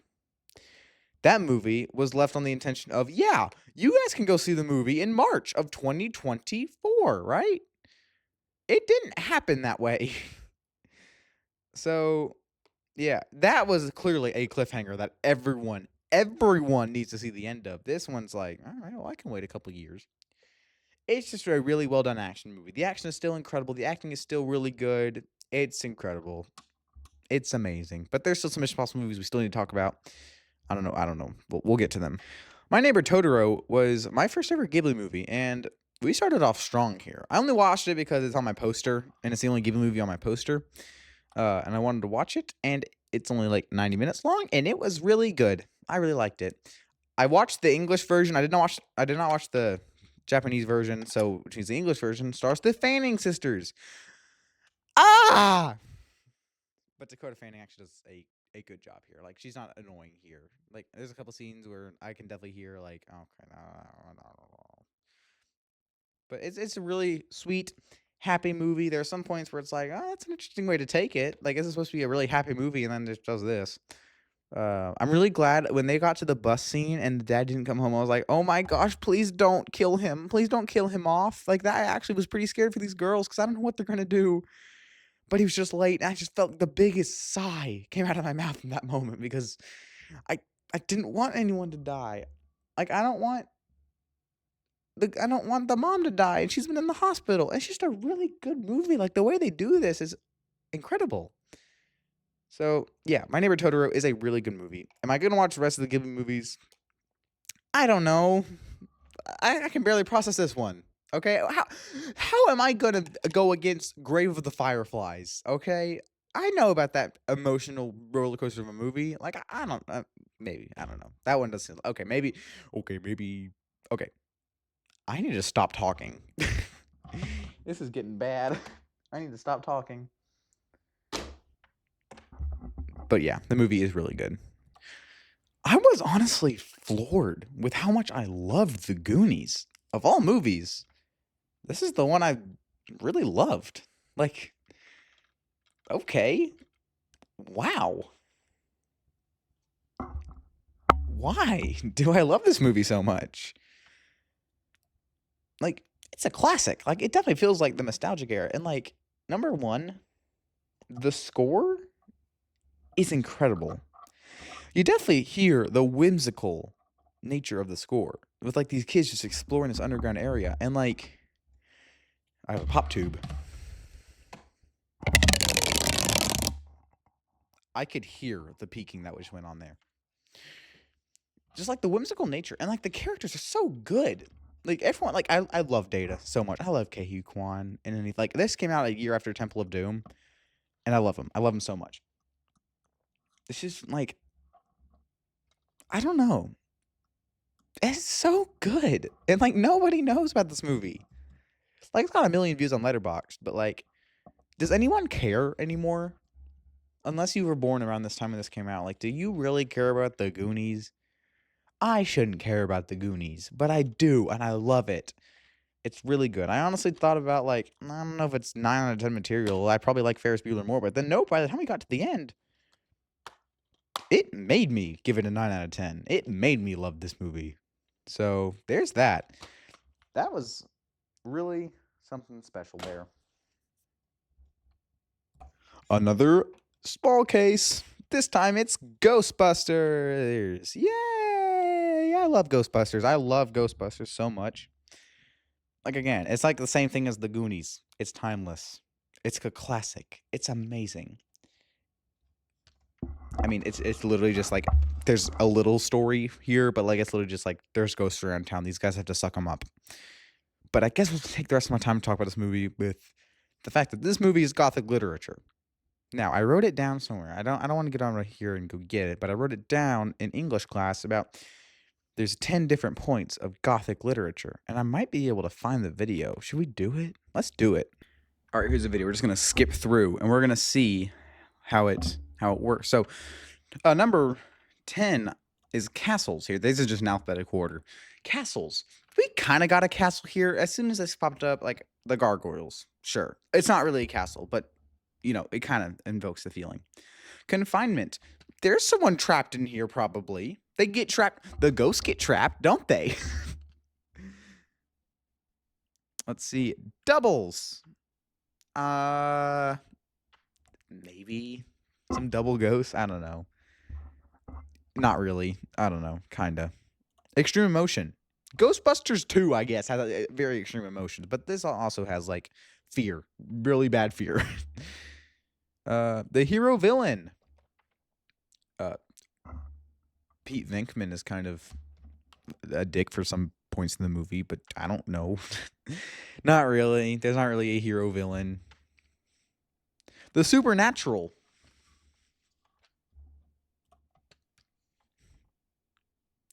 The movie's called Ghostbusters. Poor weather. Yeah, I think so. Wild nature. The movie's called Ghostbusters. Women in distress. Sigourney Weaver. Violence. Yeah. Yep. That's about it. So I don't know. It's not really gothic literature, but when we were talking about it, my mind went to Ghostbusters and all these, like, a lot of these accounts. So now you know, Ghostbusters is gothic literature. Buster makes me feel good. Awesome theme song too. Okay, if you give me a choice to rewatch any of the Lord of the Rings movies, it'd definitely be Fellowship of the Ring. It just feels like the most personal and the most enjoyable for me. This is probably my favorite Lord of the Rings movie, but the best one is coming up later. I don't know. It's Lord of the Rings. If you care enough about Lord of the Rings, you've definitely seen this movie multiple times, and you've seen it more than I have. I guess my one complaint really is, the length. But also, my disc had a scratch on it, and when I was trying to watch it, it got scratched. Like, it wouldn't play the rest of the movie. So I had to watch it on Amazon Prime, which is a shame because if I want to watch a movie I don't really care about, I'd rather do it on a disc because that's funny. Ha ha, I'm old. So there's that. But no, I had to willingly open an app to finish the movie. I had like 40 minutes left in it. I don't care enough to watch 40 minutes of a movie on Amazon Prime. So there you go. There's my complaints. The best Dakota Fanning role is Coraline. Yay! Coraline is so freaking good. Like, it's honestly like a really solid movie. Like, I think a little bit of it's like maybe an 8 out of 10, but just how they made it and how long it is. Like, it's like over 100 minutes long, I think. But like how they made it, yeah, it's 100 minutes long. Like how they made it, it's all stop motion. And it's so well done and it looks so good. This is honestly one of my favorite animated movies just because of how it looks. This movie is really solid. I understand why people obsess about it. Like, it's just so good. And it's like children's horror, which I wasn't really like, if I was a kid, I'm maybe a little freaked out about it, but I wasn't really that freaked out about it. Like that still would be terrifying, but it's okay. I don't really care that much about I don't really care about much about the horror aspect here. Like, it's just a really good, solid, fun movie. Go watch it. I mean, I'm sure you already have if you an animation excessive. Like, I'm sure you all watched it growing up. I didn't. But I watched it around like the September season, so it was kind of spooky. I don't think I watched it in October because I think it was on Tubi. And I wanted to watch it. Let's see, when did I watch it? September 16th. Yeah. But it's okay. They released Beetlejuice in early September, so I can do whatever I want. I can watch it now. The best Harry Potter movie is The Deathly Hallows Part 2. And the only reason it is because we definitely needed... Hang on.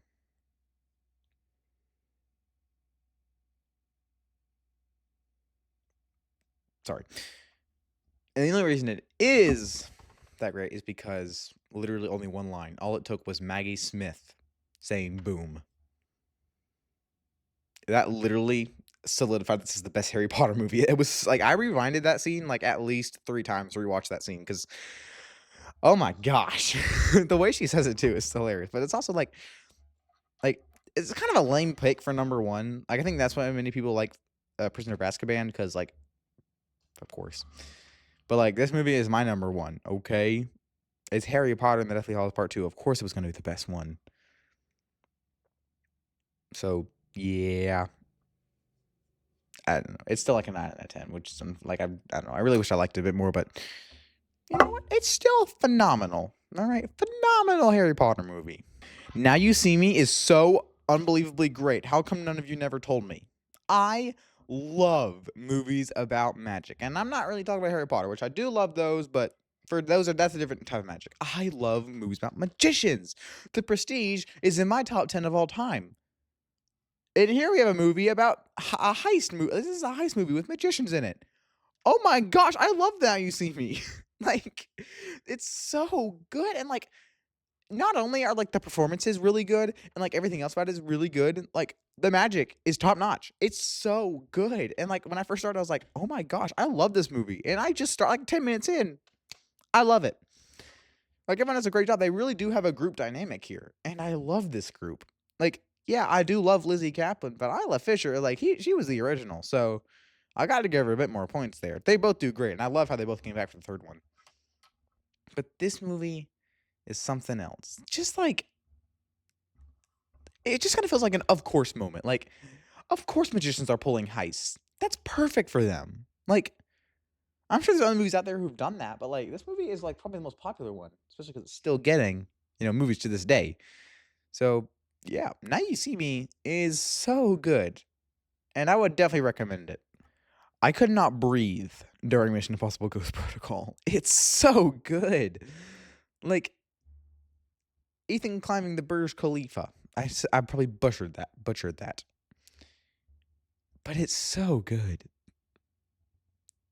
Like, I don't even know. Like, this definitely feels like they turn in the Mission Impossible franchise where it's like, okay, now we're going. Now we're picking up steam. This one was directed by Brad Bird, who knows how to write a damn good movie. Like, this movie was so like good. Even after it was done, I was like, oh my god, that was an incredible movie. Like, even down to the final action piece with the fight. Like, oh wow, this is good. Also, I have a bit of a bias because I have a backpack that I pretty much take everywhere when I'm traveling, and it has Mission Impossible Ghost Protocol tags on it because it was used in the movie apparently. So yeah, I love Ghost Protocol. I have a Paramount backpack. I love it. I love this movie. This movie's really good.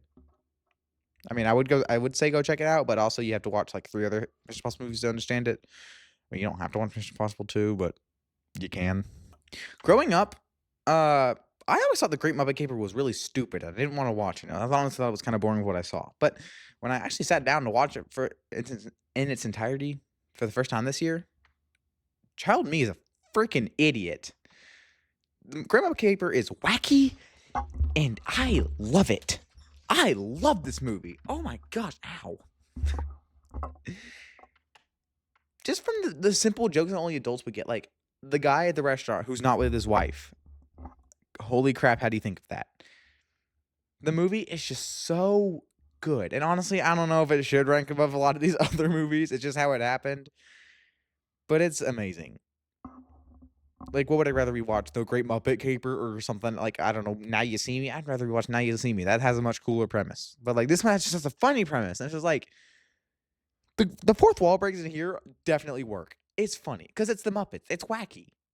It's wacky. It is meant to be that. Like, it's amazing. I love this one. Probably not better than Muppets Most Wanted, but I don't know. I grew up with the Muppets Most Wanted, so I have bias. So there's that. I'm not crying. There's just ice in my eyes, okay? I'm not crying. Shut up. It was so good. Dude, Edward Scissorhands floored me with how good it was. Like, dude, I'm about to cry just thinking about it. Just the scene where Edward's cutting the ice and Winona Ryder's dancing, and then later when, oh my god, when he can't hold her and like, movies don't make me cry too often, and when they do, it's a good one. Like, this movie is incredible. Down from just everyone in the town just like mistreating him. Like, they warm up to him pretty fast, but they treat him wrong. And especially like the Beauty and the Beast climax a year before that movie came out, but like literally, like I told my friend of what I watched, and he's like, "Does it have a guy falling out of a tall place?" Like, yeah, it legit does. Like, this movie just is Beauty and the Beast's climax. But I like this movie better than Beauty and the Beast. I don't care. I like this movie. Johnny Depp does like fantastic performance. Everyone does a fantastic performance. I love this movie. I could not stop watching it. Gosh, man, I can't believe it. This movie is incredible, and I'm not crying, so stop it. This movie, I guess it was released in 2000. It's a 10th anniversary. Yeah! I don't know. Just a phenomenal time. I love it. Knives Out is not your typical murder mystery, I'll tell you what. It's even better. Like, Knives Out is such an interesting concept. Like, it just takes the murder mystery format and, like, reveals it halfway through. Or not even halfway through, like 30 minutes of the movie. Twist is revealed. But then it has a bunch of other twists in it. It's just like, well, that's how you do it. Because if you're a murder mystery movie, you're not going to reveal the killer 30 minutes in and not do anything with that. Knives Out does. And it's incredible. Like, every character is just so well done. I will say this, though. I hate people throwing up in movies. I hate throwing up. I hate watching it. Believe me when I say that the throwing up in this movie is some of the best throwing up I've ever seen in a movie. Like, that climax when she does it, I hated watching it. I hated it. I hated it. I hated watching it. But it was honestly really cool how it was done. All right? You got to go watch Knives Out. I watched it because I'm in this trivia club at school. And one of the questions was about Knives Out and Glass Onion. And you may be wondering, where's Glass Onion on here? Just you wait. But I got a question on it, and I wanted to watch it, and then after I finished Knives Out, I realized they're making a new one. Holy crap. Yeah. Well, I'll talk about that in due time. How in the halibut is Men in Black this good? Like, it should not work as well as it does, but it did.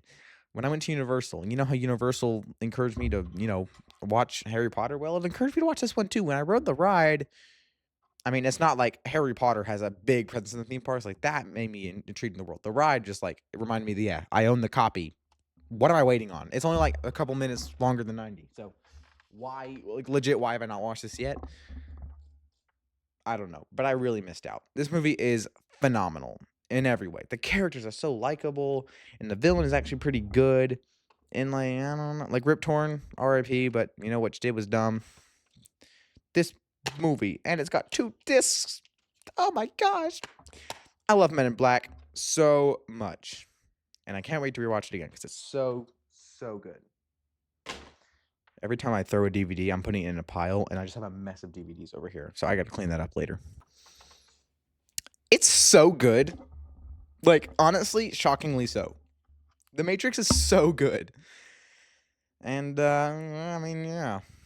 I mean, the action is incredible, okay? And, like, everything about it is so good. Like, the story, like, brilliant. Like, what if we're living in a simulation? This guy escapes that. Like, he's given the choice to escape it. And it's so good. I think some pacing problems here and there. Like, that's why Knives Out isn't like a 10 out of 10 because it has pacing problems. But, like, this movie also has some. But, like, when you're having this good of action, yeah, I don't really care. Like, even the back of this, like its description, perception, our day in, day out world is real. The reality, though, the world is a hoax, an elaborate deception spun by all-powerful machines of artificial intelligence that control us. Whoa. That's legit what it says. Whoa. It's just, the way that this movie, like, thinks is incredible. Like, I've never really used that, like, before. Like, I always said, like, the way this director thinks this movie works is incredible. Or the way this writer worked is incredible. Like, but the way that this movie as a whole thinks is incredible. This movie is incredible, and I love The Matrix. I love The Matrix so much. You know, let's rewatch it. Let's rewatch it together, you and I, shall we? You didn't take the disc. You don't want to watch. You don't want to watch The Matrix? Well, too bad. Let your kids watch it. It's incredible. It's not even worth the R rating. Tick Tick Boom is like, I know Shafe has already made this comparison, but it's like Spider-Man No Way Home for musical and theater fans. Like, yes, it's incredible. The songs are mostly good. There are a couple that kind of fall flat. And, I mean, the pacing is actually pretty good here, but, like, a lot of these problems I have is pretty much what I have wrong with the original musical. But everything here is so good. Like, Andrew Garfield is one of my favorite singers in movies ever. Like, he's up there with Hugh Jackman. It's incredible. Like, it's only like 2 hours long. Go watch it. It's directed by Lin-Manuel Miranda, the only movie to do so. Like, he's usually just a writer and like a songwriter. But here, no, he can prove he can direct. And he did a really good job directing too. So, yeah, Tick Tick Boom is incredible. Along with this next movie, which I guess is kind of in a similar vein to it. La La Land is good. Are you surprised? Are you genuinely surprised that I like La La Land? Like, everyone likes La La Land. Like, this is out there with The Princess Bride. Does anyone hate this movie? Like, if you hate musicals, I get it. But if you like musicals, do you hate La La Land? Like, really? Do you hate it? Crap, man. I love La La Land. It was so good. These 2 characters. Like, how can you say this is bad when you have 2 of the most likable actors in all of Hollywood? Like, they're together in this movie. Like, come on. These are 2 of the greatest actors ever. In my opinion. Like, I don't have anything wrong with these 2 actors. Like, there's nothing wrong with them. They're so good. Like, just the way these characters, like, the goals are clearly set in stone, and you can see it here. I love La La Land, and I love, like, the ending is kind of iffy, but, like, when you get down to it, is a really amazing ending. But yeah, you know why La La Land is so good, guys. You know why it's so good. Are you telling me The Wild Robot is one of the greatest movies, animated movies ever? Yeah, it is. Okay. I mean, what else do I have to say about it? Like, what else is there to say that I haven't said already? The movie is phenomenal. Like, in every way. One of the greatest animated movies out there. Like, like that ending, like, but you can call me like whatever, like what'd you say? Like you can call me mom. Like, oh my gosh. Yeah. This is one of DreamWorks' greatest outings. There's no doubt about that. It's amazing. All right. Like you know why it's amazing. I already talked about it before. So go check it out. It's amazing. Go check out that video and then go watch the movie if you haven't already, or watch the movie first, then go check out my 2024 ranking. So go do that. I really wanted to give It's a Wonderful Life a 10 out of 10, but I just couldn't for some reason. Guys, I watched this in school on my phone. I almost cried during school because it's so good. Like, just thinking about the scene with the little girl going, every time I fell, oh my God, I can't do it. It's just too long. And I hate saying that because I don't like long movies, and that shouldn't be a way to detract. Some of my favorite movies of all time are really long, and that's fine. This movie, just like, okay, I knew going in what the premise was. A guy wishes he was never born. And I knew that we were going to build up on that subject, like he hates his life. But honestly, no. It just takes too long. The last 20 minutes of the movie is dedicated to that plot line. If you did it more like a Christmas Carol thing where it was like you showed his terrible life in like the scene, like yeah, you make his life terrible from the start. He has some really good moments in his life, but then he finally gets down to it. It's like the last 40 minutes of the movie, then it starts to get like hell. It's like if more of the movie was dedicated on it, like the first half feels like a completely different movie because it actually is a good life. Like he actually is having a good life. The movie is really good. Like that first half is really good and would make its own movie if you just want to make a movie about a good person. But then it just starts going downhill and it's like, oh my gosh. This may sound like a complaint, but like I really wanted to give it a 10 out of 10. And I really wish I could. But maybe in the coming years I'll appreciate it more. Like maybe me think, oh, you're just too young to watch this one. Wait until you see my favorite movie of this. Like, wait till you see number 1 and number 2 for that matter. Okay, so shut up. That was the end of the 9 out of 10s. As you can see, it's really close. That's probably the closest a 9 out of 10 has ever been to a 10 out of 10. I love It's a Wonderful Life. But now I gotta get to a 10 out of 10. And the next spot on this list is a little bit iffy. So just stick with me here. I don't know. I don't even know if it should count or not. But let's talk about it. Actually, the next 2 on my list probably should not count. But let's talk about them. A Trip to the Moon. And if you know what this is, it's a movie from 1902. It's 15 minutes long. But I debated putting it on or not. But I thought about this. That's what a movie was back in the day. We didn't have these 3 hour. Well, I guess we kind of did sometimes. But that was what a movie was back in 1902. 15 minutes was the Avengers Endgame. Like, that was it. That's what you got. So, and then I thought about this more. Why don't we just talk about all the old movies I watched this year that are like less than 15 minutes? Like, here, I'll pull some up right now for you guys. I'm going to take a picture of this so I don't have to keep going back to it. Now, what I can do. Did it save? I probably didn't save, did it? It didn't save. Crap, man. Hang on.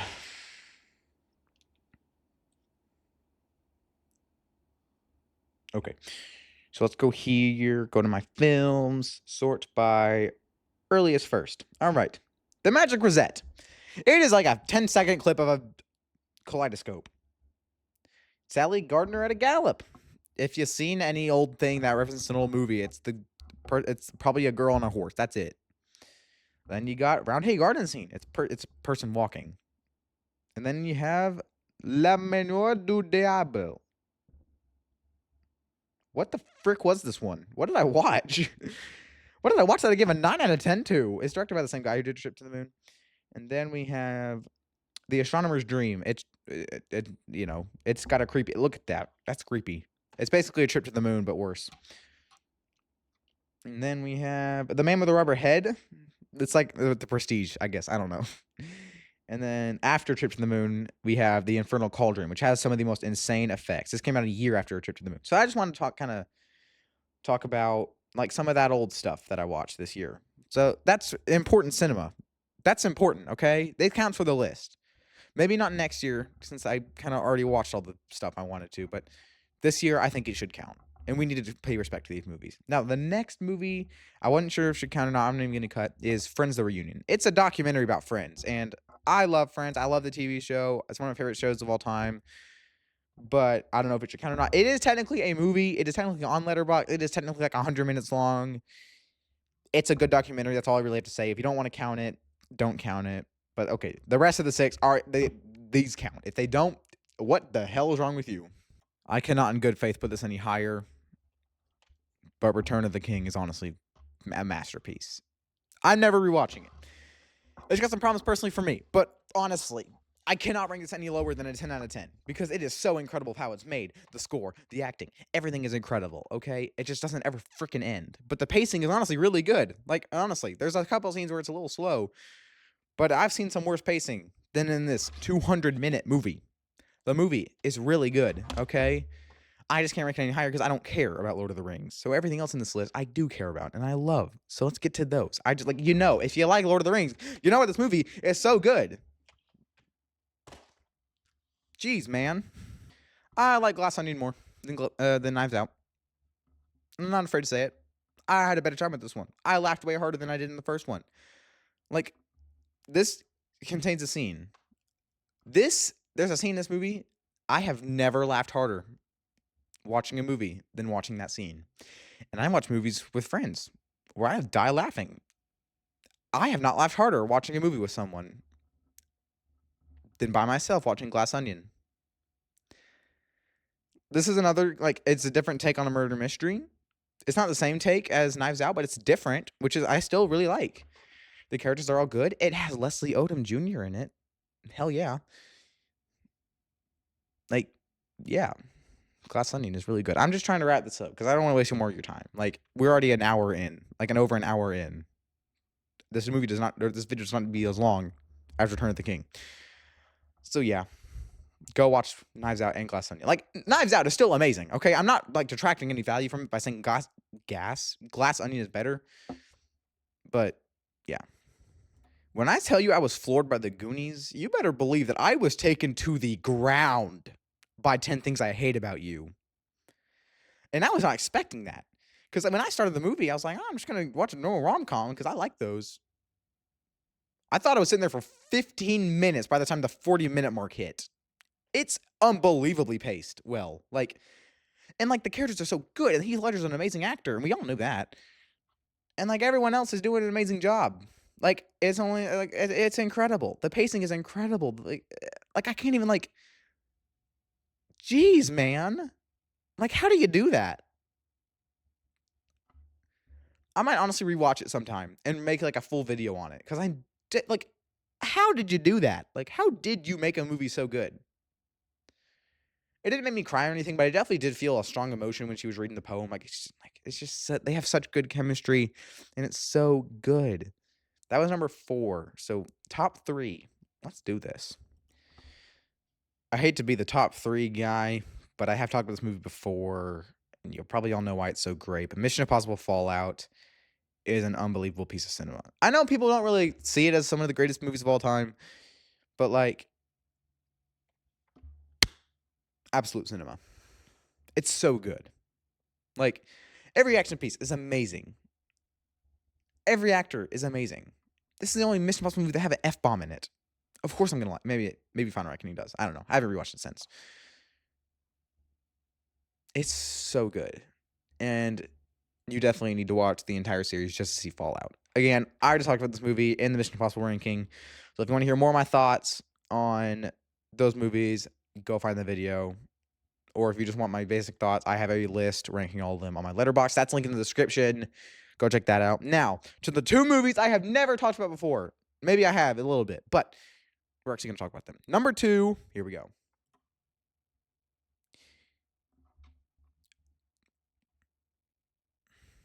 I don't really know what to say now because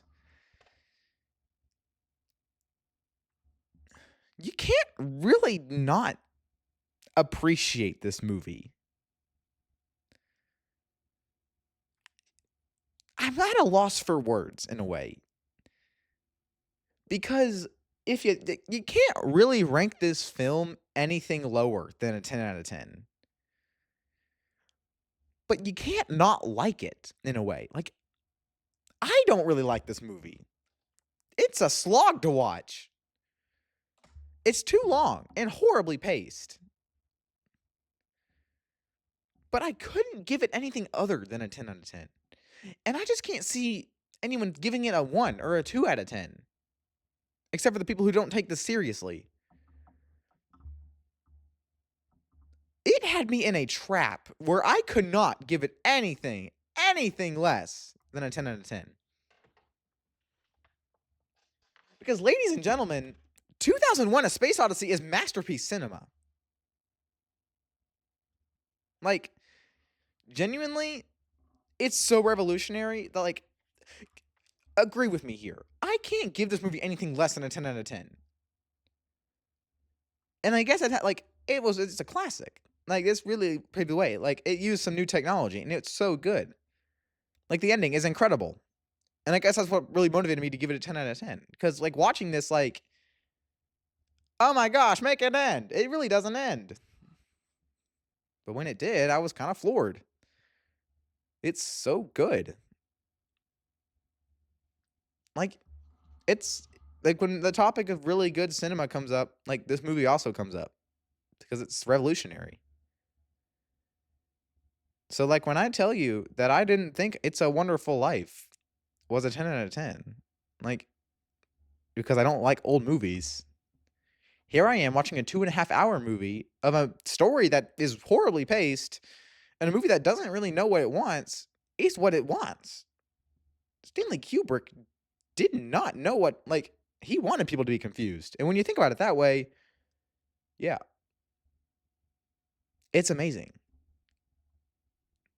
Now, when I said I didn't give It's a Wonderful Life a 10 out of 10, and I want to talk about old movies, yeah, I think you'll understand where I'm coming on with this number one spot. 12 Angry Men is incredible. Like, legit, a top 10 movie for me.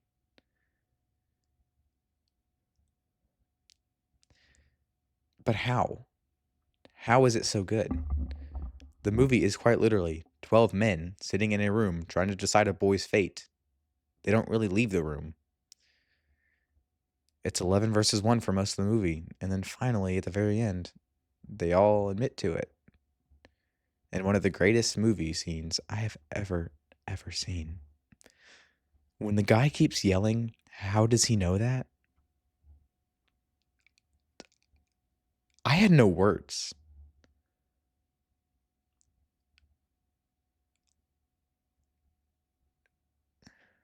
When I tell you that watching movies and analyzing them is one of my favorite things ever, I mean it. And it's because of movies like this. I have the pleasure of talking about movies like Twilight and other movies at the bottom of this list. And then it's all worth it just to talk about movies like these. A masterpiece in every sense of the way. And I watched it on Tubi. You owe your brain a favor by watching this movie. 12 Angry Men is amazing. I don't think it'll ever not be amazing. One of the highest rated films of all time. It deserves it. Masterpiece. Absolute cinema. And there you go. 127 movies. Done. Thank you guys so much for watching. I'll see you next year when we do the same thing with hopefully more movies. Yay. I'm not gonna lie to you guys. I did not have the most fun doing this, but you know what? Talking about movies is what I do, and once I started it, I couldn't end it. So there you go. Thank you so much for watching. See you next time. Goodbye.